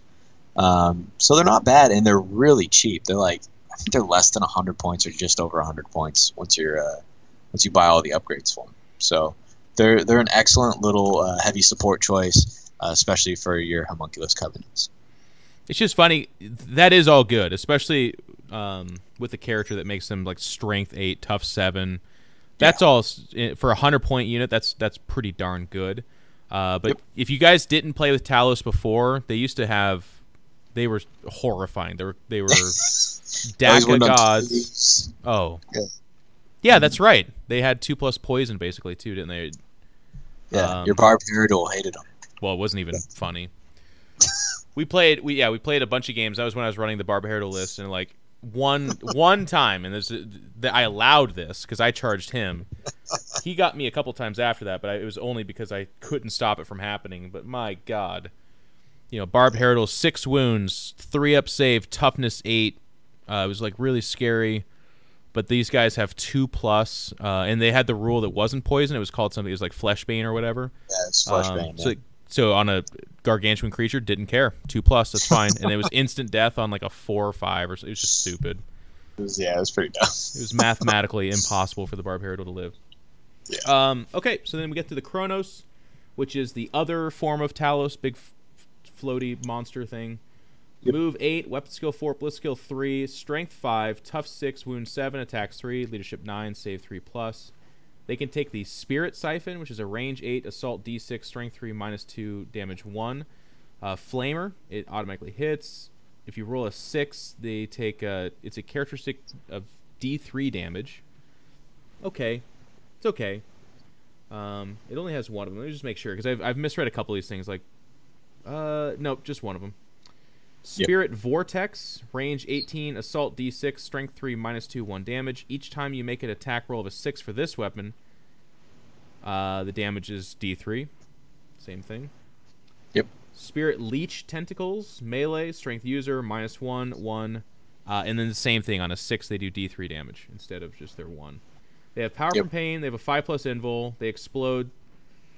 Then they have Spirit Probe. Reroll wound rolls of 1 for Drukhari units in the fight phase whilst they are within 6 of any friendly Chronos with a Spirit Probe. In addition, if a Chronos with a Spirit Probe inflicts 1 or more unsaved wounds in the fight phase, you can pick a friendly Drukhari unit within 6 of this. If it's not a vehicle, the unit you pick regains 1 lost wound. Woo! The Chronos, unfortunately, is just not as good as the Talos. Luckily, they are cheaper. The Spirit Probe's kind of cool. You get the reroll 1s to wound in the fight phase for Drukhari units. The downside is he only moves 8 inches, and most of the fighting probably isn't going to be taking place around him. So, yeah. I don't think you'll be seeing very many Chronos, but maybe you could on an all-foot Drukhari army. Hey! Yeah, maybe. There it is. Then we get down to the Ravager. So we're in the heavy support, guys. I should have said that, by the way. We started with the Talos. That's heavy support. Chronos, heavy support. Now Ravager. Its movement starts at 6 to 10 when it's in its full profile. Or excuse me, when it's at 6 to 10 wounds, it's at movement 14. Weapon skill 4+. Bliss skill starts at 3+. Strength 6, tough 6, 10 wounds. It has 3 attacks. Literally, its attacks are one of the downgrading profiles. Who cares? Leadership 7, save 4+. It can take Dark Lance. 3 Dark Lances, excuse me. It can take up to 3. It takes 3 Dark Lances, which are, like we said earlier, heavy 1, but changes weapon's type from heavy to assault if it is equipped on a vehicle. So that's a lot better. It used to be that, you know, if it moves, it would all of a sudden be a lot worse, but now it doesn't care. It's zipping around, shooting people. It can take the Disintegrator Cannon, which is range 36, assault 3, strength 5, -3, 2 damage. And it also can take Blade Veins, which we talked about earlier. It's just a melee attack. It has a Night Shield. It's got a 5+ invul save. Hovering, instead of measuring distance from ranges to and from this model's base, measure it from the model's hull. It also explodes on a 6. Everything within 6 suffers D3 mortal. Not bad, Frankie. Yeah, no, Ravagers are great. They're really inexpensive, and they're an easy way to fill up your heavy support choices. I mean, they're 80 points plus whatever weapons you give them. So you're looking at just over 100 points for a heavy support choice. That does quite a bit of damage. Dark Lances are great. It's really funny. Yeah, it's also really funny because all their vehicles have Blade Veins, which means that in close combat, they're strength 4 -1 AP. It's not bad. It's not bad. Huh. I like the point cost, like you said. It is pretty quick. It moves 14 inches, and moving doesn't matter for it. It is tough 6. It's got a 5+ invul and only 10 wounds. So it's very Dark Eldar. It's, you know, a couple of last can shots. It's probably gone, but... Yeah. They die very quickly, but that is kind of the theme of the Codex. So. Yep. So then there's the Raider. It's equipped with just a Dark Lance, but that's because it's a transport. So it has the same stat line in terms of movement, weapon skill, and all that kind of stuff. It can take a Dark Lance. It can take a Disintegrator Cannon. But its abilities, open-topped. Models embarked on this model can attack in their shooting phase, measure the range, and draw a line of sight from any point on this model. When they do so, any restrictions or modifiers that apply to this model also apply to its passengers. For example, the passengers cannot shoot if this model has fallen back in the same turn, cannot shoot except for with pistols if this model is in 1 inch of an enemy unit, and so on. So it's just a bigger platform for shooting is what they're trying to get at. Still has the 5+. It still explodes, but then it also has splinter racks. If this model has splinter racks, then each time a model that is embarked upon it shoots a splinter pistol or splinter rifle, and you roll a 6+ to hit with that weapon, it scores 2 hits instead of 1. This does not apply to artifacts of cruelty. Yeah, so it's like you said, it's a transport. The splinter racks play into some of the cabals and stuff like that you can take, to where you're just getting like reroll 1s to wound or reroll 1s to hit. Now your rifles are getting 2 hits for every 6 you're rolling. Becomes pretty scary. You can have some pretty good poison weapons running around shooting at people. So not bad. I think the problem with the Raider for me is that it's complicated by the role of the Venom. Because they're in the same slot, so I should have said this actually. The Raider and Venom. What is that? It's not heavy support. Raider's 65. It's a transport. Oh, that just says transport, lol. I haven't seen that in the Codex yet. Okay, so yeah, they're in the transport slot, I guess. But down here at the Venom, move 16, weapon skill 4, bliss skill 3, strength 5, tough 5, 6 wounds, attacks 2, leadership 7, save 4+. And they are armed with a twin splinter rifle, a splinter cannon, and blade veins. So splinter cannon is a rapid fire 3, poison. Twin splinter rifles, range 24, rapid fire 2, poison. It's open topped as well. It has a flicker field, so you're -1 to shoot at it. It also explodes. Everything within 6 just takes 1, and it also has a 5+ invul save. Yep, so the Venom's cheaper than the Raider. It also has less transport capacity. It can only carry 5 guys, and then like the Raider can carry 10. Mm-hmm. But it's also 10 points cheaper than the Raider. So it has that going for it. It has 4 less wounds, but it also has the flicker field, which makes it a lot more resilient. So I think But go ahead. Well, I was just gonna say, what do you think about it? Because you own like 8 of these or 10 or something. Yeah, actually, I think I own 8 Venoms and I own like 6 Raiders. So I think a mix match of both you'll be seeing in a lot of armies.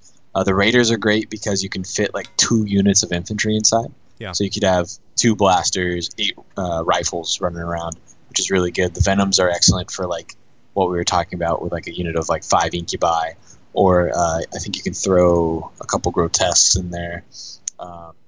It's pretty good, you know. It's all right. I think actually this edition, I think you're probably going to see more Raiders than you will Venoms. I was just gonna say, you can sticking that Dark Lance on there. It's kind of like the poor man's way of having a nice Dark Lance, and then it doesn't have the -1 to hit, obviously, but it still has the 5+ invul save, and like you said, the higher capacity, and 10 wounds, a little bit more forgiving as well. Like, with wounds 6, you know, it's rare, but that's just one good D6 roll away from that. It's gone. It's dead. Exactly. Granted, both of them are super cheap. I mean, you're paying 55 points plus weapons for the Venom, and you're paying 65 plus weapons for the nothing. Raider, so very inexpensive. As it should be. Yep. So then we get to the Flyers here, the Razorwing Jet Fighter. It has 10 wounds to start, and when it does, it can move between 20 and 72 inches. It's pretty quick. Weapon skill 6+, because, you know, somebody could assault it, I guess. The Blitz skill starts at 3+, Strength 6, Tough 6, starts at 3 attacks, Leadership 7, Save 4+. It is equipped with 2 disintegrator cannons, a twin splinter rifle, and Razorwing missiles. But it can take a Dark Lance, and then let's talk about the Razorwing missiles here. So you choose a profile when shooting it. They're all range 48. The Monosith missile is Assault D6, Strength 6, AP 0, 2 damage.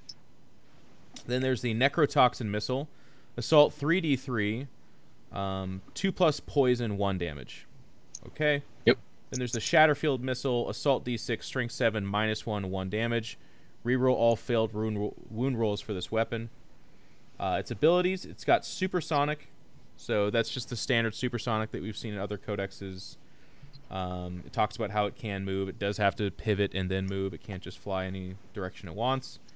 The Night Shield, 5+ invul, hard to hit, so you subtract 1 from shooting at this. Airborne, this model cannot charge, can only be charged by units that can fly, and can only attack or be attacked in the fight phase by units that can fly. And then it has Crash and Burn. If this model is reduced to 0 wounds, on a 6 it blows up. Everything within 6 suffers D3 mortal wounds. What do you think of it, Frankie? Yeah, so the Razor Wings are extremely good. You get the -1 to hit, so they're pretty resilient. Their damage output is surprising. The missiles are excellent, like you were saying. You get to choose between what profile, opposed to you used to have to buy the missiles and be stuck with one profile. So now you get all of them. It can take Dark Lances, which are excellent. They go to assault weapons, so they're not suffering any minuses to hit with those. Yeah. Disintegrator cannons are excellent as well. I think they're great. They're not that expensive. The downside with Flyers this edition is you have to take them in those special detachments. So you're burning a detachment in order to take Flyers. But yeah, I mean, you're paying 105 points plus their weapons. I think they come out to around like 160 with all loaded out, which isn't bad for how fast they are. I've seen a lot of people make mistakes when moving characters and stuff like that, and then these are great at going over and sniping them. So, not a bad idea. Yeah. Then we get to the Void Raven Bomber, and there's something in here that I had to read like 4 times, but we'll get to that in a second. It starts off with 12 wounds. Its movement is 20 to 60, so still very fast. Weapon skill 6, who cares? Strength 6, Tough 6. Attacks, who cares? Leadership 7, Save 4+. A Void Raven is a single model equipped with 2 Void Lances. Void Lance. Range 36, Assault 1, Strength 9, -4 d6 damage. So, pretty darn cool. It can take a Dark Scythe, which is range 24, Assault D3, Strength 8, -4 d3 damage. Okay. Then there's the Void Raven missile. When attacking with this weapon, choose one of the following profiles. So it's got range 48 for both. One is the Implosion missile. Assault D3, Strength 6, -3, 1 damage. Cool. Shatterfield missile. Assault D6, Strength 7, -1, 1 damage. Reroll all wounds. Cool. Crash and burn, yeah. Hard to hit, -1 to hit. Airborne, sure. Night shield, 5+, cool. Supersonic, cool. Void mine. Let me read this real carefully, because I did not understand, and then when I did understand, I was a little bit... yeah. Once per battle, a Void Raven bomber can drop a Void mine on an enemy unit it moves over in one of its movement phases. After the Void Raven bomber has moved, pick one enemy unit that it flew over. Then roll 3d6 for each vehicle or monster in the unit, or 1d6 for every other model in this unit, up to a maximum of 10d6. For each roll of a 3+, the unit being bombed suffers a mortal wound. So it's only once per battle, guys. We're not talking about someone flipping out and like, this is everything. But think about a flyer detachment of 3 of these. You fly over any unit of 10+, and this thing moves 60 inches. And you roll a dice for, like, let's say, it's a Devastator unit of guys. It's a full unit of 10. Every roll of a 3+ is a mortal wound. Yeah. No, I mean, the Void Raven bomber is nasty. It is always funny. Classic GW, like, almost every time, it's like, and this is the bomber! And it has 1 bomb. Yeah. Like, oh, all right. Well, that does make it a bomber, I guess. Technically, yeah, it's got that bomb.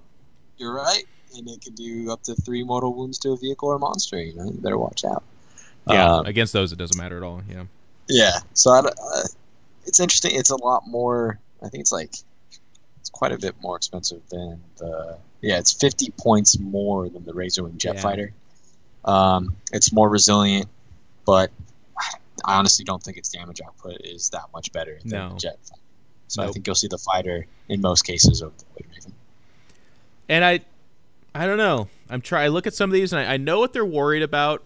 I think they looked at it and they said if it could do this every time it moves, they see some guy that just can't drop a flyer, and all it's doing is just like getting bombed over and over again. But I feel like with how many dice it takes, because like you said, if you fly over a monster or a vehicle, it's 3 dice. You're gonna, 2 of those are gonna be 3+, so you're doing like 2 mortal wounds. On a bad roll, it's 1 or 0. On a good roll, it's up to 3.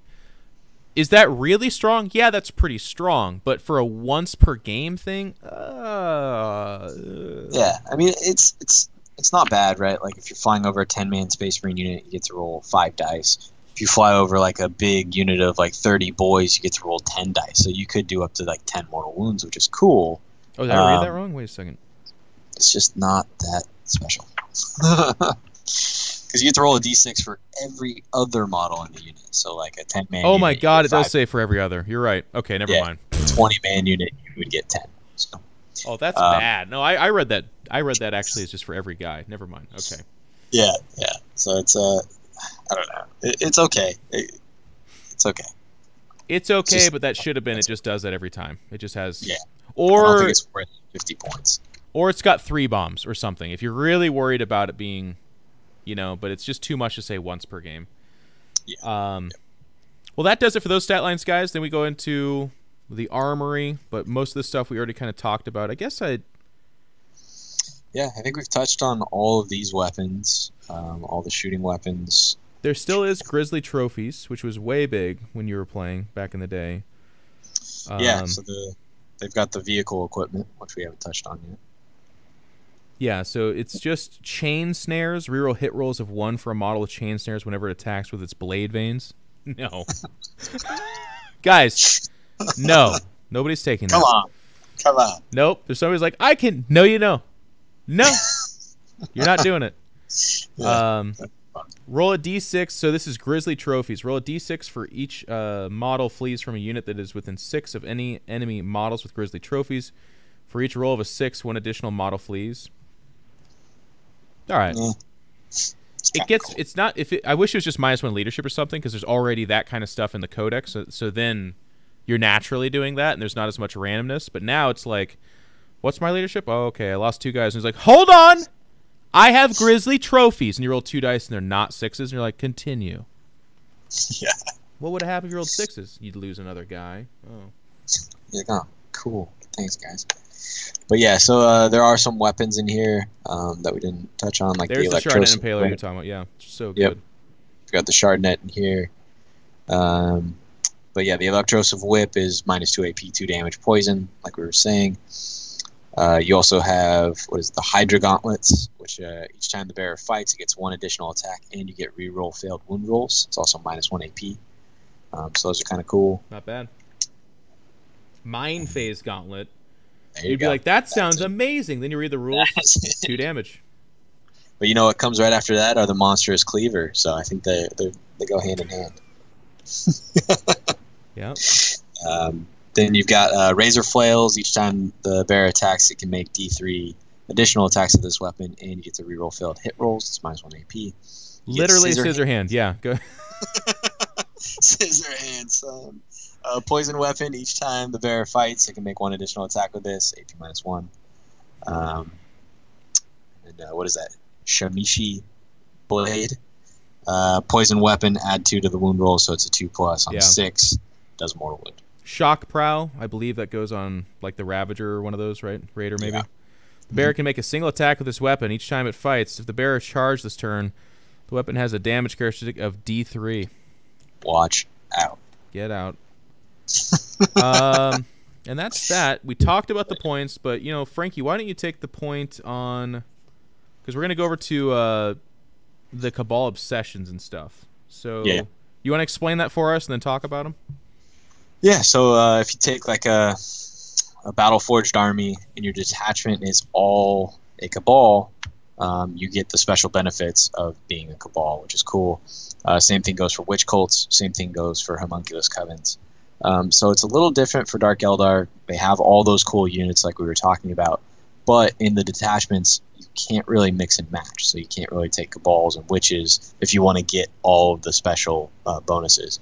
You have to take a unique detachment for each one. So you'd have to take like a patrol detachment of Cabal and a patrol detachment of Witches and a patrol detachment of Homunculus. And then they have their cool raiding force, which I think is it's been a point of contention on the internet right now. Do you have any words from ITC on that yet? Or I know you guys are gonna have to tackle that eventually. Yeah, so we're not going to make any exceptions for Drukhari. It's just it's something special that's in here. Not necessarily for match play. It's just in general. So like if you're playing like an Apocalypse game where you can take like 10 detachments, cool. Go ahead and take a bunch of patrols and get extra command points. But at the end of the day, it's better off taking 3 battalions than it is to take 6 patrol detachments. You get more units and you get more command points. So I don't really think it's that big of a deal. I think people are just kind of freaking out about it right now. And, if you really want to, take 3 patrols and you get 4 command points. That's cool. It's a cool little added rule that they have. It's not something that you have to do or anything like that. But I think, like, getting the battalions and stuff like that, you're going to benefit more from getting more command points in my perspective. Yeah. Then they also have the Blades for Hire, like we talked about earlier. Beasts, Incubi, Mandrakes, Scourges can all be included in any detachment, and they don't take away Drukhari obsessions. I didn't know Scourges fit for that. That's really good. Yeah. I think they're the only fast attack choice that Cabals can actually take. You'll have to. Yeah. But, so that's like all their special rules for taking Battleforge. They also have OBSEC, just like every other codex does. And then you have the actual obsessions themselves. So the obsessions, these are the keys to the different detachments and what make Dark Eldar so good. I think there's a good argument to be held that Blackheart is probably the best Cabal. They have like some of the best special rules. They have some of the best relics, and their stratagem is just amazing, which we'll talk to when we get to it. But their cool special like army-wide ability is they get to make the power from pain ability as being 1 round sooner. So opposed to having just feel no pain on turn 1, now you have feel no pain and reroll charges. Amazing. Pretty good. Then you have the Flayed Skulls. They get to add 3 inches to anything that has fly. So their vehicles get an extra 3 inches movement. And then if you have your guys inside, they basically get the extra 3-inch movement because of the vehicle. And then they can shoot out. And if they're on a transport, they get reroll hit rolls of 1 for any rapid fire weapons they're shooting. So pretty cool. Then you have the Poison Tongue. These guys get reroll wound rolls of 1 made for melee weapons and poison weapons used by any of the Cabal with this special ability. So that's pretty brutal, especially with the poison weapons. Now you're wounding on a 4 in most cases, rerolling 1s. Or if you have like a Venom Blade that you're wounding on a 2 in close combat, now you're wounding on a 2 with a reroll 1. So pretty good. And then last but not least, we have the Obsidian Rose. They get the extra range on their assault, rapid fire, and heavy weapons, so they get extra 6 inches. You know, and as they say, who can use an extra 6 inches? You know? Yep. Someone in the chat beat you to that joke, and their name is InControl87. He said it with the 3 inches, though, but that's, you know. Yeah. 3 inches would be nice, too. So, before moving on, let's just cover this real quick. I agree with what you said. I think Blackheart is the obvious choice. I think if you are doing a flyer detachment, because you just can't get past that amazing Void Raven Bomber or something like that, you would run that as a Slave from the or Cabal of the Flayed Skull. One thing you miss, Frankie, is they ignore cover when they have the flyer roll, which is not as big of a deal in 8th edition, but I mean, you know, Space Marine's getting a 2+ is a pretty big deal in cover, and now you're making him take those 3+, because 2+ you can make a million of, 3+ we all know you fail. Every time. Pretty reliably. The other ones I do like. I think there's some nasty things, and you touched on this too. Rerolling 1s to poison is a pretty big deal. If you I feel like if you built your entire list around that, you're gonna have poison in your list no matter what if you're playing Dark Eldar. So I think that is the trap. Is you're like, oh my god, I could reroll all those 1s, but no, you probably still go with the Black Heart. But if you really lean into poison and all you're doing is chucking out poison, maybe you want to reroll those 1s to wound. That would not be bad. The Cabal, the Poison Tongue also have some great artifacts, and I mean they're getting reroll 1s in close combat too. That was one thing that we didn't really touch on is even the Kabbalite Warriors, which they don't look like a close combat unit, coming into turn 3, they're all hitting on 2s in close combat. So they become pretty scary. You get you're hitting a lot. So then this gives them reroll 1s to wound, which would be pretty nice because a lot of cases they're going to be wounding on 5s, but rerolling 1s is nice. Not bad. Okay, so then we move over to the Witch Cult Obsessions. Go ahead, Frankie. Yeah. So now we have the Witch Cult Obsessions. Now this one is a hard choice. So there's 3 different options, and in my opinion, each one of them is extremely good. So it comes down to what kind of army you want to build, what kind of units you want to take, which stratagems you want to use, and all that stuff. But the first one is the Cult of Strife. Increase the attack characteristic of models with this obsession by 1 in any turn in which they were charged, or heroically intervened. Basically, the first round of combat, they get +1 attack. Amazing.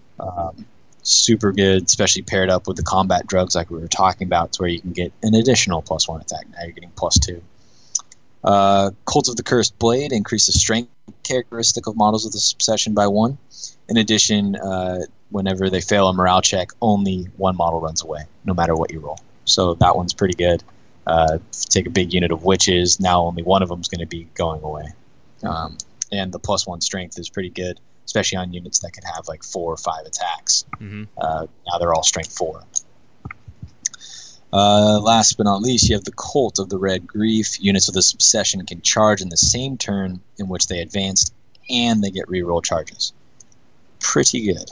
So they don't have to wait for the turn 2 in which your whole army gets the reroll charges. They just automatically get it. Plus, they can advance and still charge. This is huge for Hellions because they have hit and run, which means they can leave, shoot, and still charge. Yikes. Pretty good. So I don't know about you, Jeff, but it would be a very hard choice to pick which one to take. I think the advance and the +1 attack are probably my main choices. But by the +1 strength and only 1 runs away, morale is also very good.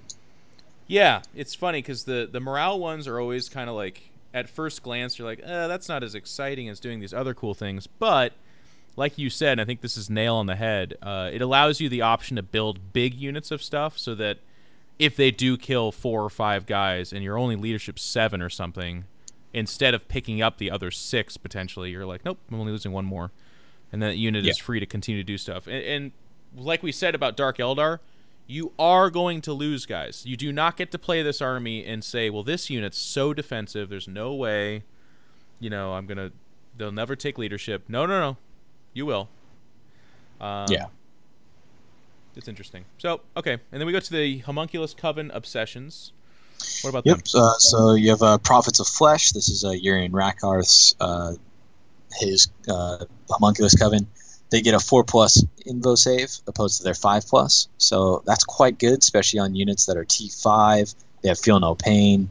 Now your entire army is super resilient with a 4+ Invo save. Then you have the Dark Creed. Models in this unit must subtract 1 from their leadership, or models in enemy units, must subtract 1 from their leadership if within 6 inches of models from this Homunculus Coven, up to a maximum of 3. So if you have 3 units of, let's say, racks that are within 6 inches of an enemy unit, they get -3 leadership, which we were talking about earlier, paired up with all the other minuses to leadership you can get, becomes pretty scary. Coven of the 12, improve the armor penetration characteristic of all melee weapons used by models with this obsession by 1. So that makes all your racks close combat weapons -1 AP. It makes your Talos up to -3 AP. Your Grotesques up to -3 AP. Now that monstrous cleaver is pretty scary, Jeff. It's monstrous to think at that point. This is also a good one because I think all 3 of these are very competitive and good to take as well. The Dark Creed, again, by itself, even -3 is a pretty darn big deal. I'm thinking of a lot of endgame scenarios, but like Frankie said, there's so many other ways to get additional -1 or 2s. I don't know what the maximum is. Someone's probably on the internet like, it's a -12, but it's like, at least -5, -4, something in that ballpark is fairly reliable. That's dropping a unit. That's dropping almost, and, then we're getting into places like, again, I come at this from the angle of my latest love, which is Custodes, and I never take leaderships. My units are usually leadership 9 or 10. I only lose 1 or 2 guys, but let's say I lose 3 or something like that. But if you're putting a -4 or 5 on me, I'm picking up 3 or 4 bikes off a large unit or 3 or 4 Terminators. That's, that's 200 points of stuff getting picked up. So it can be a big deal. Obviously, that's the severe example, but I'm just saying that's a huge thing. And then, like Frankie said, a 4+ Feel No Pain. Oh, no, it's the Invul save. Never mind. It's just 4+ save, 4+ Invul save on a lot of stuff that starts at a 5. I think almost all the Homunculus stuff has a 5+, but a 4+ is worlds better. It's like 50% better than a 1 and 3, I think. Yeah, it's super good, and especially on the high toughness models. Like you have the Grotesques that are going up to T6, the Talos that are going up to T7. It just makes them that much more resilient, which is awesome. And very cool. And I like what Frankie said, too, at the Witch Cult stuff, but like I like that all 3 of these are viable. It used to be, a lot of codexes are like, stinker, stinker, clear winner. Okay, done. But this is like, shit. I don't know. Yeah, I think we were talking a little bit before we started streaming. I think this is one of the first codexes where each obsession is good, and it's a hard choice to pick which one you want to go with. And maybe one of them doesn't jump out at you right away, but then you look at the relics and their stratagems, and you're like, oh, wow, yeah, that's really good. Okay, now I want to make an army that plays with that.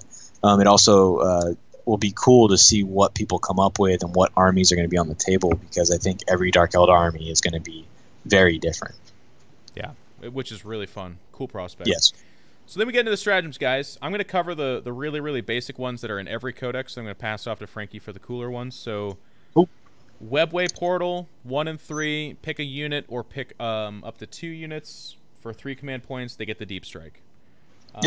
It says infantry, biker, or beast. It does specify that, so that's a lot of options, but you're not going to go ahead and drop a Talos unit on somebody's face. You don't get to do that. Yeah. They do have prizes from the Dark City on the same page. That's your standard more relics, so if you have a solid Dark Eldar detachment, you're going to get 1 relic anyways, but if you want to pay to get additional relics, this is where you do it. Or if you're allying them with Eldar or Ynnari or whatever, but you like those Dark Eldar relics, this is how you would get access to it. Yep. And then, Frankie, why don't you finish off that page with the other ones? Yeah, so we have Alliance of Agony. So if you have a detachment of like a Cabal, Homunculus Coven, and a Succubus, or a Witch Cult, you can use this, and you can actually turn a Homunculus and a Succubus into Warlords as well. They're not actually your Warlords, they just gain the Warlord traits. All the good, none of the bad. Is huge. Yeah, exactly. So the Homunculus Warlord traits and the Witch Cult Warlord traits are really good as well. So now you have 3 characters that are pretty scary. And it's only 1 command point, and it's, in my brain, really cool because it really encourages you not to go all in on one Coven versus the other. It's like now you kind of want a Witch detachment. Now you kind of want a Homunculus detachment. And like we were saying earlier, you kind of already did because they're really fun and really good. But this stratagem, to me, is like, how do you get past it? It's really... Exactly. It's so good. Yeah, it's really, really strong. Especially when we get to the Warlord traits. You guys will see why.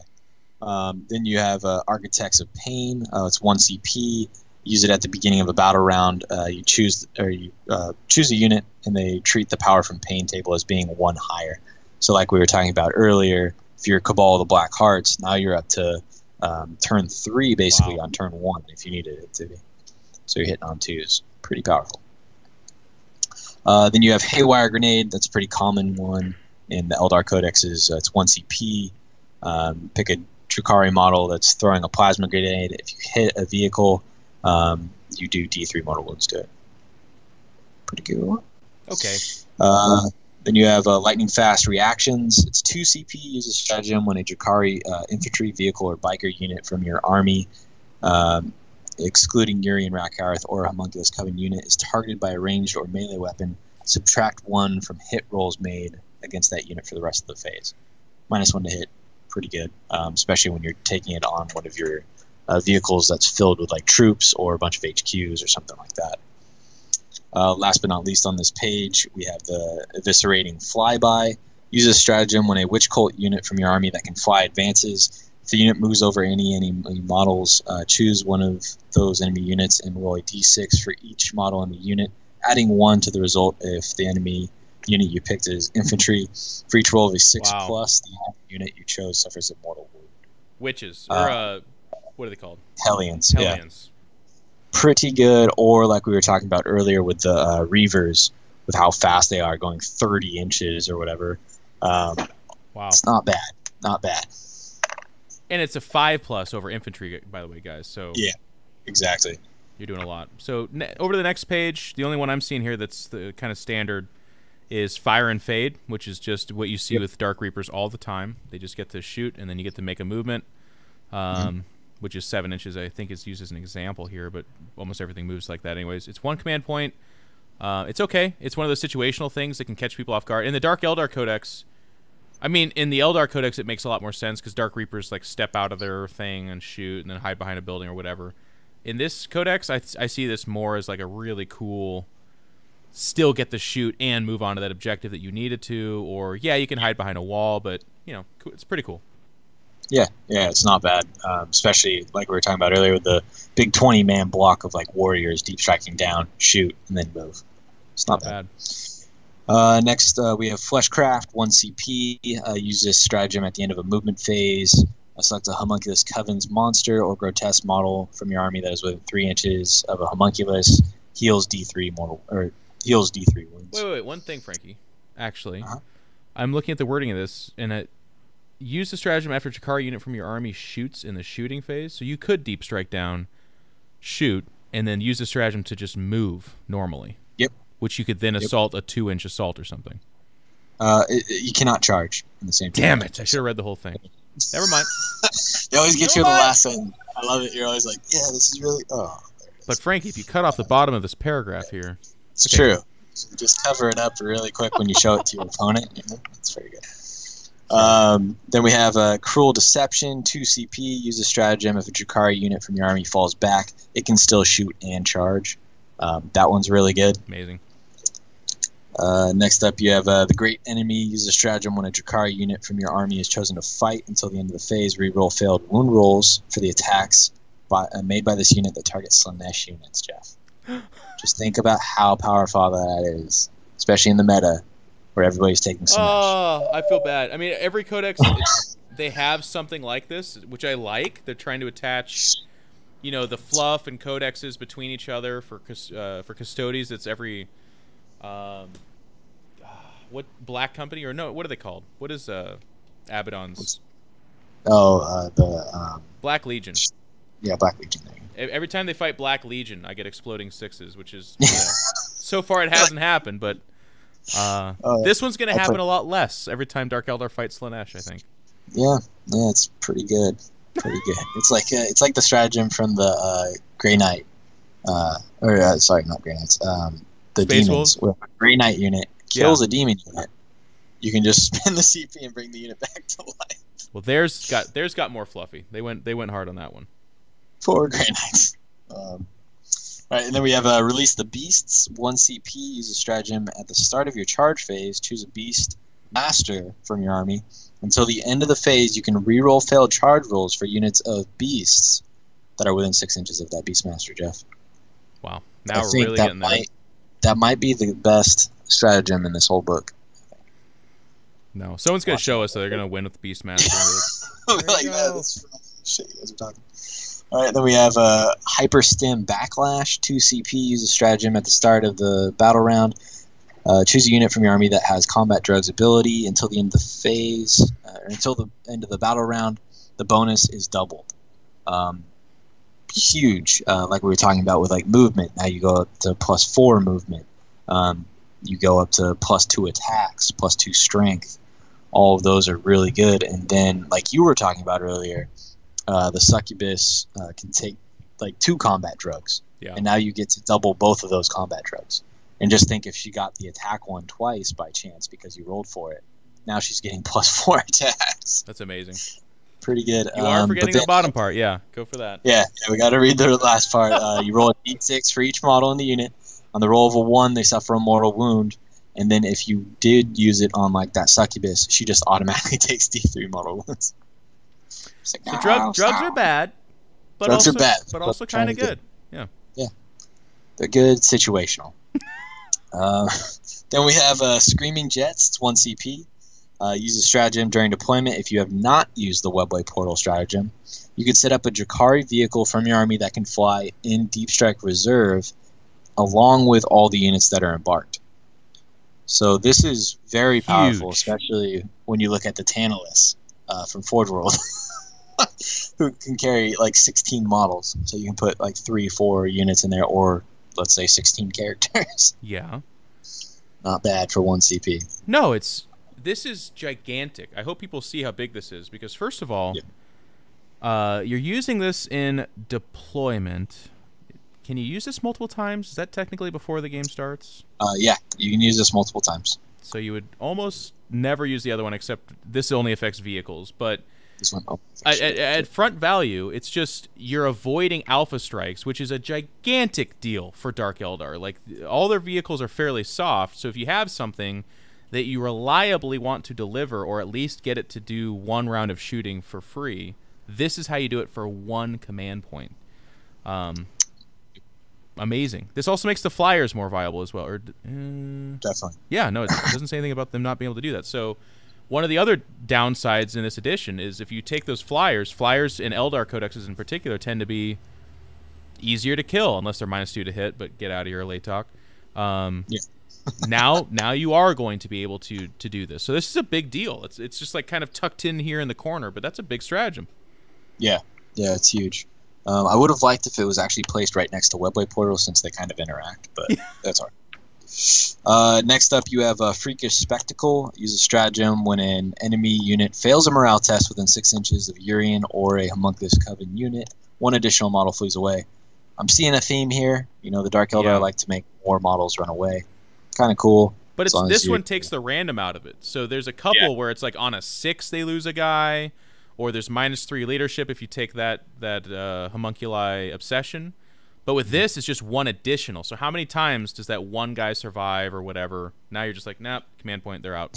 He's out of here. Then on the last one on this page, the Torturer's Craft. 2 CP. Use a stratagem before Urian, Rakarth, or a Homunculus Coven unit from your army fights in the fight phase. Till the end of the phase, you can reroll failed wound rolls for that unit. So that's really good, especially on like a big unit of Talos or a big unit of Grotesques or something like that. Now you're getting all rerolls to wound. Pretty damn big deal. Pretty nasty. Alrighty. All right, you go ahead and take it, because this whole page seems... All right. Yeah, no, that's fine. So we've got Hunt from the Shadows. A 1 CP uses stratagem when a Drukhari infantry unit from your army that is receiving the benefit of cover is targeted by a shooting attack. Till the end of the phase, you get +2 to their saving throw, opposed to +1. It's not that special.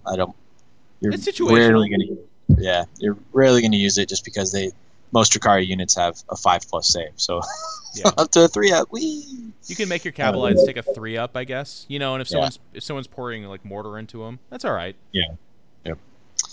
Next up, you have Prey. They don't take you alive. 1 CP. Use a stratagem if a Drukhari unit from your army slays the enemy warlord in the fight phase. For the remainder of the battle, every model in the enemy army subtracts 1 from their leadership characteristic. Whoa. So that is pretty powerful, as we were seeing with all the different minuses you can get, all the extra models you can make run away. There's a lot of leadership debuffs in this book. Then you have Soul Trap. 1 CP. Uses stratagem when an Archon from your army kills an enemy character in the fight phase. Increase the attack, strength, and leadership characteristic of that Archon by 1 for the remainder of the battle. Kind of neat.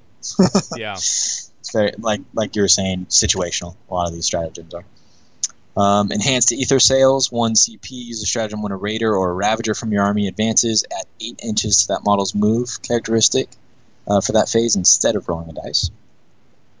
Onslaught. 1 CP. Use a stratagem before an Incubi unit from your army fights in the fight phase until the end of the phase. Each time you roll an unmodified hit roll of a 6 for a model in that unit, the attack score is 2 hits instead of 1. So this is big, especially with their ability when they wound on that 6 getting the +2 damage. It makes an Incubi unit pretty scary because they already have quite a bit of attacks. So. Then we have Crucible of Malediction. 2 CP. Use a stratagem in your Psychic phase. Select a Homunculus from your army and roll a d6 for each Psyker unit within 12 inches on a 4+. That unit suffers d3 mortal wounds. And you can only use it once per battle. It used to be a relic that they had back in the old editions. Then you have a Torment Grenade. 1 CP. Use this stratagem before a model from your army fires a Phantasm Grenade Launcher. If the enemy unit is hit by an attack made with this weapon this phase, then in addition to the usual effects, roll 3d6. If the result is higher than leadership, they suffer d3 mortal wounds. Okay. Then we have the next stratagem. This is probably the best stratagem in the game. Yeah. Agents of Vect. 3 CP. Use a stratagem just after your opponent has spent CPs to use the stratagem, but before the effect, the stratagems are resolved. Roll a d6. On a 1, your opponent's stratagem is resolved as normal. On a 2 through 5, your opponent's CPs are refunded, but the stratagem is canceled. On a 6, the stratagem is canceled, and they lose their CP. Wow. This is probably one of the best stratagems that we've ever seen. You also cannot cancel stratagems that are used before the battle begins. So if somebody's like trying to deep strike a unit or something like that, you can't cancel that. But once the battle begins, it's free game. It's amazing. I love it. Yeah, it's super good. You know, like you're playing against the Eldar player that's like, I'm going to shoot you. You're like, no, you're not. Here's 3 CP, so you can't. Oh, the application is through the roof, and it's even more than that. What I like about it is the mind game it plays too. Yeah, exactly. Where a lot of times you don't even have to use this stratagem, but because you have it, you have access to it. There's people who will be like, well, I'm not going to do this thing because I would have, but it just doesn't. It's not gonna do it. It's just amazing. Exactly, and with your command point reroll, the chances of you rolling a 1 are very, very low. So it's going to happen. Though. I can't wait. Oh yeah, it'll still happen. It's just like Celestine dying for their 2+ rerolls. It's always fun. And you have Insidious Misdirection. 2 CP. Oh, sorry. The first one was for the Black Hearts. So that is another reason why you will take Black Hearts is Agents of Vect is for Black Hearts. This one is for Poison Tongue, 2 CP. Use a stratagem at the start of the first battle round, but before the first game has begun, pick up to 3 Cabal or the Poison Tongue units from your army. They're on the battlefield. Immediately remove these units from the battlefield and set them up again, just like a normal deployment. If you pick a transport, all the units stay embarked, and you're able to move it.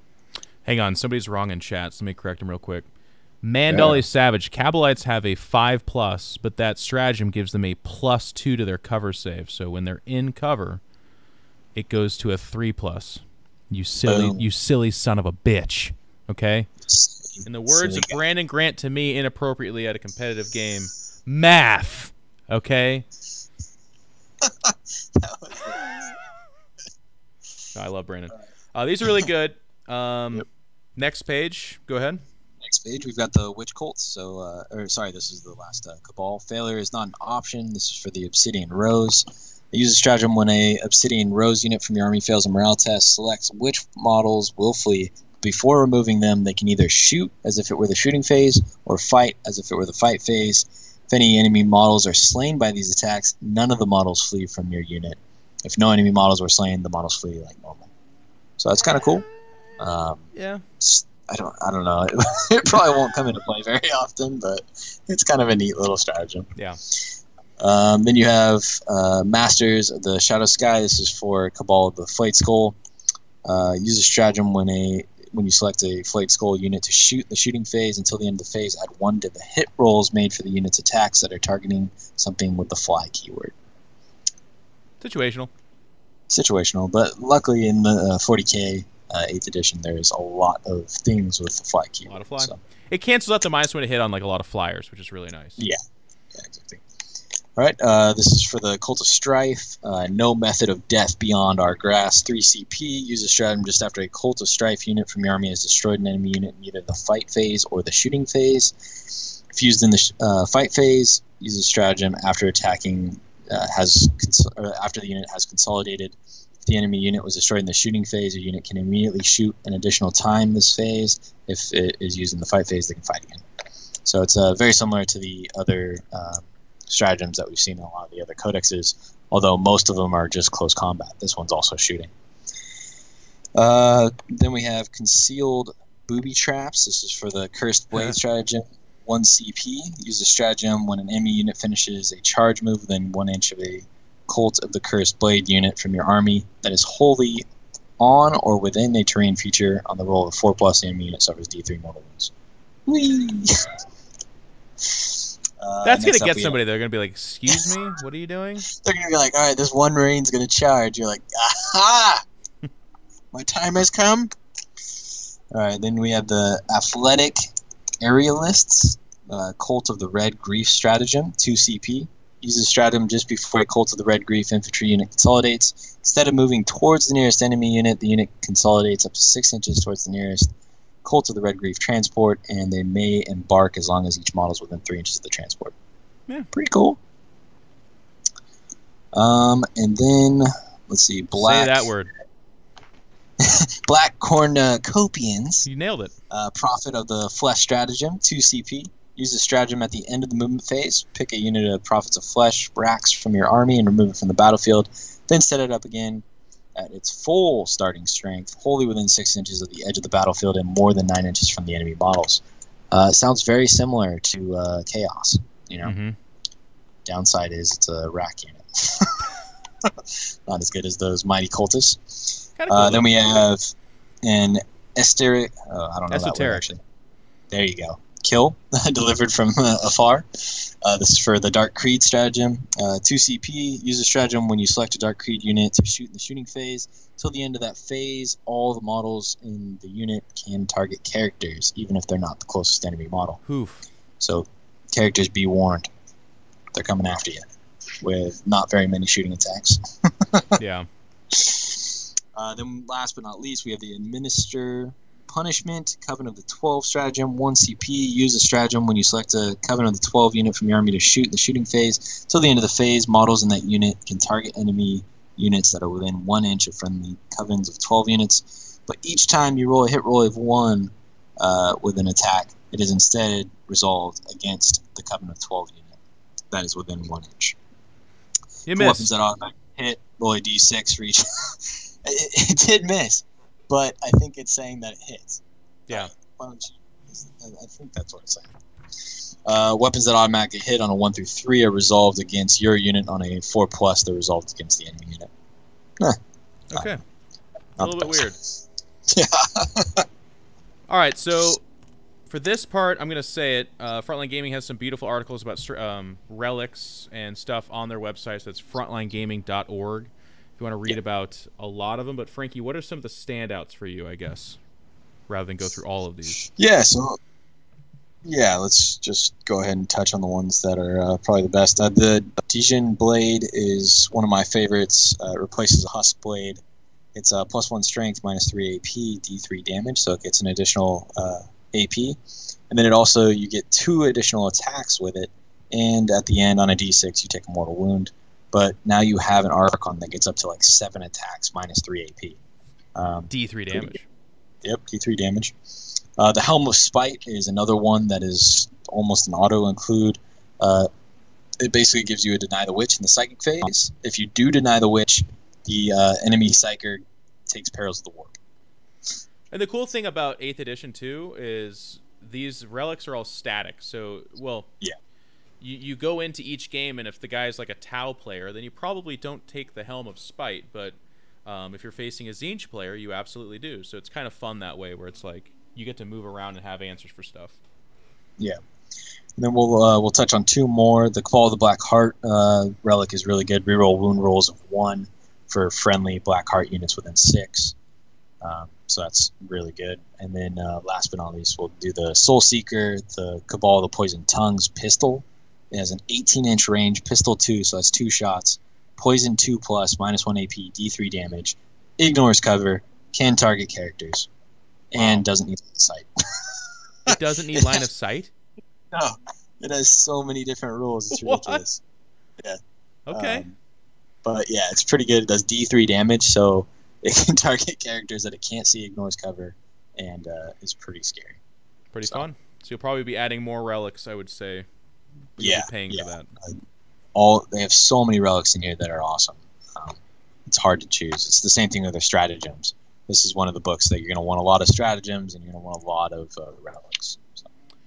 And then if you guys thought we were done with the layered rules and stuff, we're nowhere near it, because this whole page is the Warlord traits. These are all Warlord traits. I know. That's so crazy how many different Warlord traits they have. But yeah, they have cool Warlord traits for Cabals to where they get like reroll failed wound rolls. For the Warlord. Get like an additional attack. The opposing, what is that? You get extra things from morale to where they have to roll like 2 dice and pick the highest. Now paired up with all those minuses, more guys are running away. Just crazy powerful.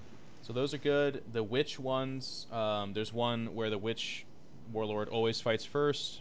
The thing I kind of don't like about that is it says unless they have a similar rule, which includes if they charge. I feel like, and this is everywhere, all the codexes have something like this.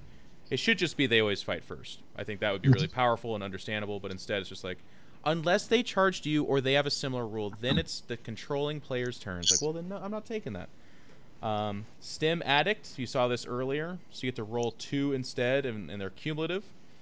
Pretty ridiculous. Precision Blows. For every wound roll of a 6+, the Warlord in the fight phase suffers a mortal wound in addition to the normal damage that they deal. Yep. Pretty good. And then the Homunculus Coven ones, you've got at the beginning of each of your turns, your Warlord regains D3 wounds lost earlier. Master of Nemesis, add 1 to wound rolls made for this Warlord in the fight phase.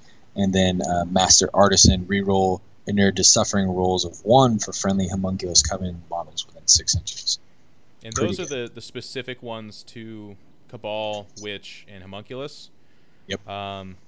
Pretty darn good. You'll notice that they're mostly specific to the Warlord themselves. But again, keep in mind, there's that stratagem where if you have a Witch character, a Homunculus character, and a Cabal character, doesn't matter who your Warlord is, you can give one of these traits to that other character. So all of a sudden your Succubus is getting a lot better, or the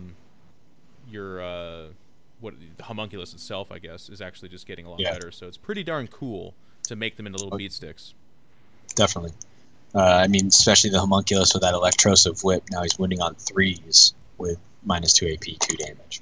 Pretty scary. +1 to wound is huge. It's a big deal. Yeah.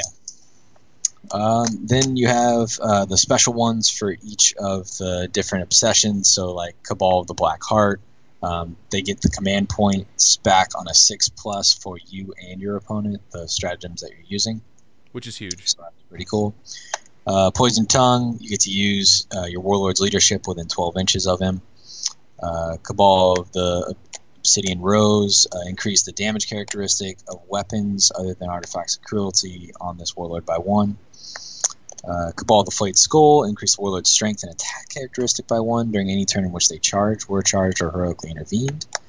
Cult of Strife, each time you roll a hit roll of a 6+ for this Warlord in the fight phase, you actually get 3 hits. So this one's really powerful, especially with like the pluses you can get to hit. Yeah. From the combat drugs and stuff like that. Now you're looking at something that's pretty scary. And then you have Cult of Red Grief. Add 1 of the invul save throws made for this Warlord, so your Succubus gets up to a 3+ invo. Cult of the Cursed Blade. Each time you roll an unmodified saving roll of a 6 for this Warlord in the fight phase, the enemy unit that made the attack suffers a mortal wound. Prophets of Flesh. Once per battle, you can reroll a failed or a single hit roll, wound roll, saving throw, or damage roll for your Warlord. In addition, if your army is Battleforged, roll a d3 before the battle begins and you gain that many command points. So that one pairs up really nicely when you use that stratagem to gain Warlord traits on their characters. You automatically get your command point back. So. And Urian Rakarth has that stock, by the way. Yep. Then you have the Dark Creed. Roll 2d6 for each enemy unit that is within 3 inches of your Warlord at the start of the fight phase. If the result exceeds the highest leadership characteristic in the unit, it suffers a mortal wound. And then Coven of the 12. Reduce all damage inflicted on your Warlord by 1. And that's it. Pretty darn good. Boom. Yeah, all of them are... A lot of them are situational, but there are some really good ones in there. The actual just... normal Warlord traits I think are really strong as well. Yeah, it's like the theme of this book. It's going to be a hard choice for what you take, and what options you actually choose. So it's pretty cool. And the characters get nasty, like you said, with that relic pistol. With the people can have blast pistols anyways. If you do take Lilith, she actually stock has that Blood Dancer one, so all of her hits of a 6. Before the buffs, but like you said, with the buffs, all of a sudden on 5s and stuff like that, she's got all those attacks, but she could go up to like 12 attacks or something. Ridiculous. Very powerful. Yeah. Okay, and then last is just the points page, guys. Frankie touched on this a lot. We're not going to go through everything. I would just say some of the standouts, like the named characters. Lilith is only 80 points. Urian is only 90, and then Drazhar, for reasons that nobody will understand, is 120, which is still not terrible, but when you compare that to the other guys, it's just like, I don't get it. An Archon, like Frankie said, stock is 70 points, but what's really fun about them is that they remind me very much so of some of the Eldar characters, where you can just kind of stick all these cool weapons on them, and yes, their points inflate a little bit, but they just get to do so many different things. Yeah, and it's pretty neat to look at the points page for like their weapons and stuff. They're not that expensive. Like a lot of their close combat weapons are like 5 points, 6 points, 3 points. Like you're not paying that many points for these nasty close combat weapons, which is cool. God, a blast pistol's only 10 points. That's so good. Dark Lance is 20 for some of the. Just gonna touch on some of the highlights for you guys. Shredder's 8. Shredder's only 8 points. And that is definitely one of the best weapons in the game. Yep. And then, like Frankie was saying, over in the melee weapons, they're all like 6 points or less, and it's only Scissor Hand, lol, that's 8 points. The Talos Gauntlet is the most expensive at 15, but everything else is like 0, 2, 3, or 5 points. So that to me is like that. This is one of the pictures I would show for people of like what makes the Dark Eldar Codex. It's like no one guy is, tough 9, 2-up reroll. None of that kind of stuff is going on, but they have decent stat lines across the board. But they got a lot of guys that are doing a lot of stuff really well, fairly cheap. You're going to have a big, robust army with a lot of tools to deal with everything. That's the other thing, too, is some of these codexes, I feel like they're really good at something. I'm thinking of, like, the Tau Codex. They put out a lot of firepower. That's pretty cool. They're very, some mobility is there. But there's certain phases of the game where they're either non-existent or suffering. Dark Eldar, good melee, great shooting. They deal with vehicles. They put out the DACA. We knew that was going to happen. And then their characters, and their ability to character snipe, by the way, is hilarious. You talked about mobility earlier with flyers, but there's also just like flat out, they have sniper rifles, which some codexes just don't have. But then they have stratagems and stuff like that where they can target characters. So, pretty amazing. Yeah. No, I think, like we were saying, like all throughout, I think this is like one of the best codexes that we've seen. It's definitely one of the most diverse, and like you can take so many different options, which is really cool.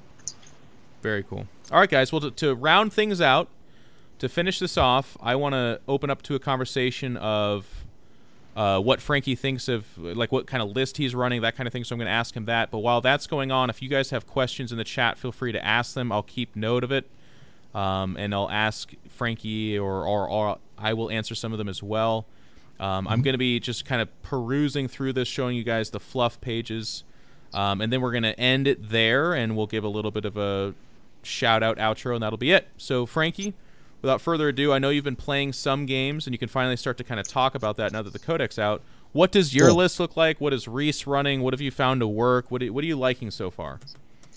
Yeah, so I'm loving the Archons. The Archons are surprisingly scary in close combat with those Husk Blades. They can go into even like Shining Spear units and just tear them apart.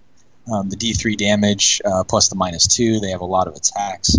Especially if you're Cabal of the Black Heart, you're getting reroll 1s to hit, reroll 1s to wound with that relic. It's very powerful, very nasty.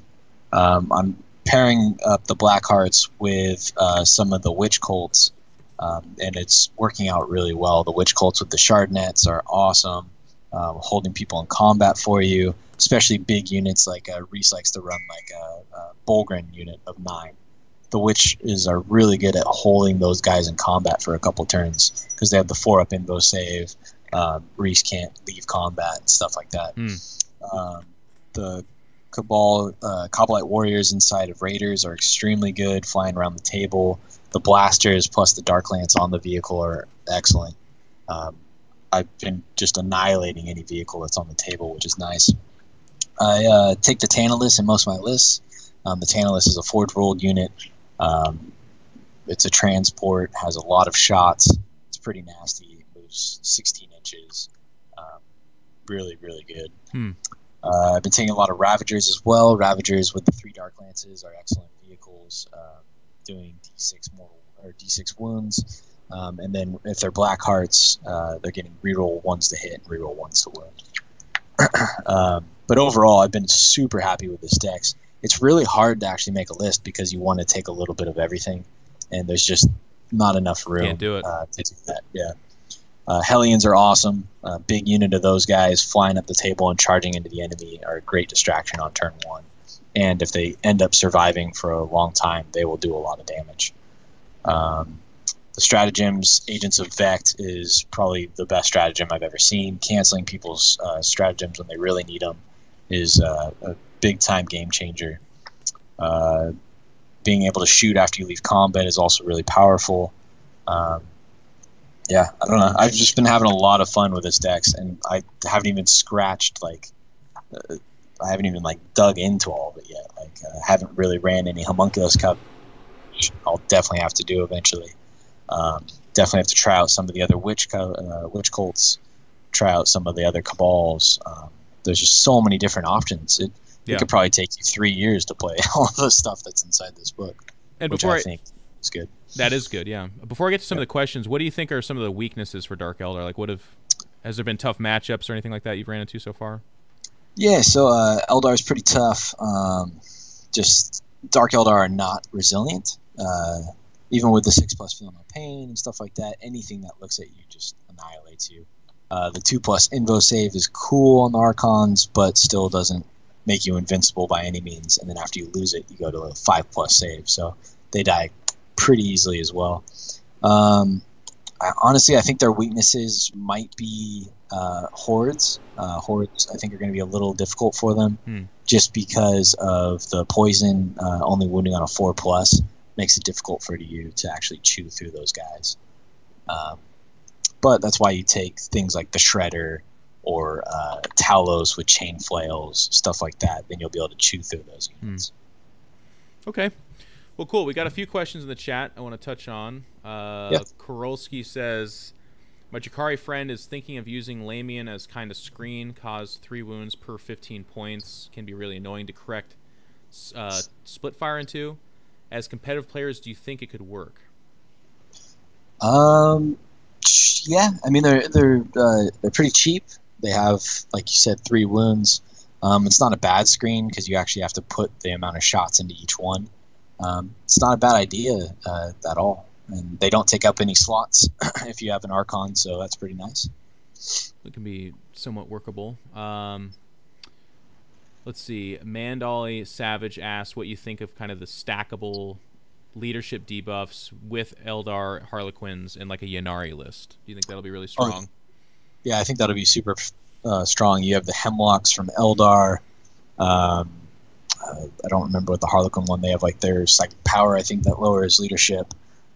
And then you have all the stuff in Dark Eldar. Like, you can seriously make like a leadership bomb army, which would work 90% of the time.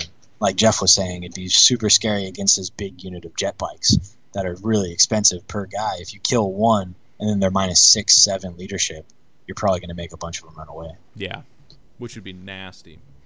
Yep. Power of 2 is asking about the detachment thing. He already kind of answered that earlier, Power 2. In regards to ITC, they're not looking at it right now, but if you have an argument that you think is pretty legitimate, as always, what Frankie and Reese say is just email them. Reese reads all of those at least, and make your voice heard. Yeah, definitely. At 3 command points, how often do you use the Stratagem Canceller? I've used it in most games. You're going to use it once, but I mean, if you have the command points to use it, it's really powerful late game. Somebody fails like that wound roll on your character that would kill him, you just cancel that reroll. You're like, nope, no, thank you. It's really good. I mean, if you have the command points, I would probably use it 2-3 times. 3 times is probably unrealistic, but 2 times is definitely realistic. But what I think's cool is you have the option, right? So if you face somebody who's like, they need these stratagems to I mean, guys, one of the biggest applications of this is the frickin' plague zombie factory. Like, that is a stratagem. You actually have to use a stratagem to make that happen. You now have a way to be like, no. And then they're like, next turn, they're like, I'd like to use it again. And they're like, still no. You know? Still no. Yep. It shuts down an entire army. Or Chaos using their stratagem with their cultists to teleport and regenerate. Cancel that. Oh, they're not regenerating. I'm going to kill them next turn. and that's the crux of a lot of people's, like, that's something they rely on, those 40 cultists, to be the damage soaker and then come back or even deal damage, because again, those guys are scary to Eldar as well. They're putting out a bunch of shots that can do a lot of damage, but maybe they're just there for 1 turn and then that's it. Pretty amazing stuff. My thoughts, I really enjoy this. I think this is one of the most complete codexes in that I don't play Dark Eldar, but having been around Frankie for years, I kind of feel like it's such a cool mix of, like, this is fun, this is competitive, this is, and it plays to their style, which I really enjoy. It'd be really weird if it came out and it was just like there was just the obvious winner units that you just start with that and kind of go elsewhere.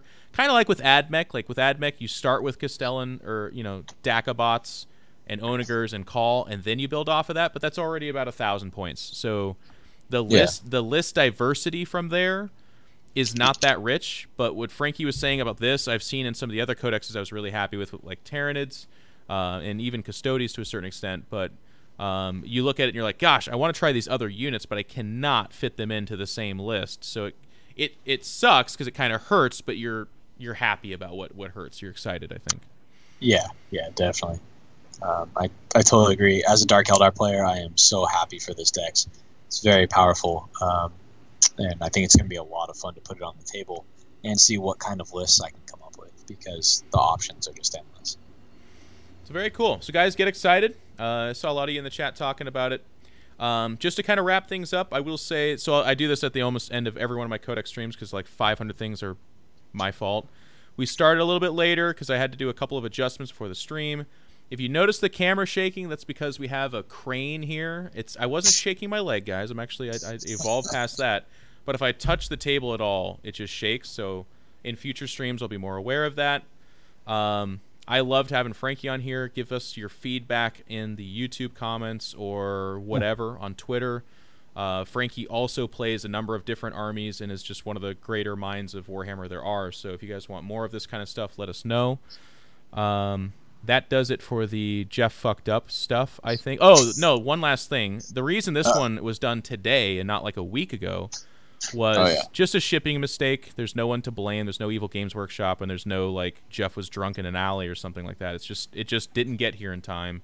And then I was at PAX East representing StarCraft on a panel. So this was the earliest we could do it. In the future, we'll always strive to do it the day the embargo lifts and be one of the first ones out there for you guys. Yeah, definitely. So that's that. Thanks for having me on, Jeff. Yeah. I appreciate it. No, Frankie, we're not even close to being done yet, Frankie. No. Oh. There's a lot of stuff on camera. Also, I want to show it off again. This is a playmat / mouse pad that Frankie and his company are starting to develop. This one is based off of Chat Utopia, which a lot of you are familiar with. These will be being sold fairly soon. And you should hopefully get excited and supportive about that. And Frankie has designs to partner with other people, but also just get other designs out there as well. So if you're looking to buy a mouse pad, get ready to, because these are the best that you'll see. Thank you very much, Jeff. Yeah, of course. And then just for you, Frankie, if you can give a little plug about what you do and what's coming up or anything exciting to announce for your stuff. Yeah, we've got all sorts of stuff coming up. We might be having a huge sale on some of our products that we produce coming up on Monday, the 9th. So if you guys want to keep an eye on our blog and our newsletter, go ahead and run over to frontlinegaming.org and sign up for that. Get all of our new updates. We also run a bunch of gaming tournaments, so if you guys are interested in any of those, you can find them all on our blog. We run the SoCal Open, Bay Area Open, and then, of course, our big flagship event, the Las Vegas Open, which I believe Jeff goes to every year, which is always a pleasure. But yeah, I hope we can do more of these reviews. They've been a lot of fun. And what's the next codex we have coming? We don't know.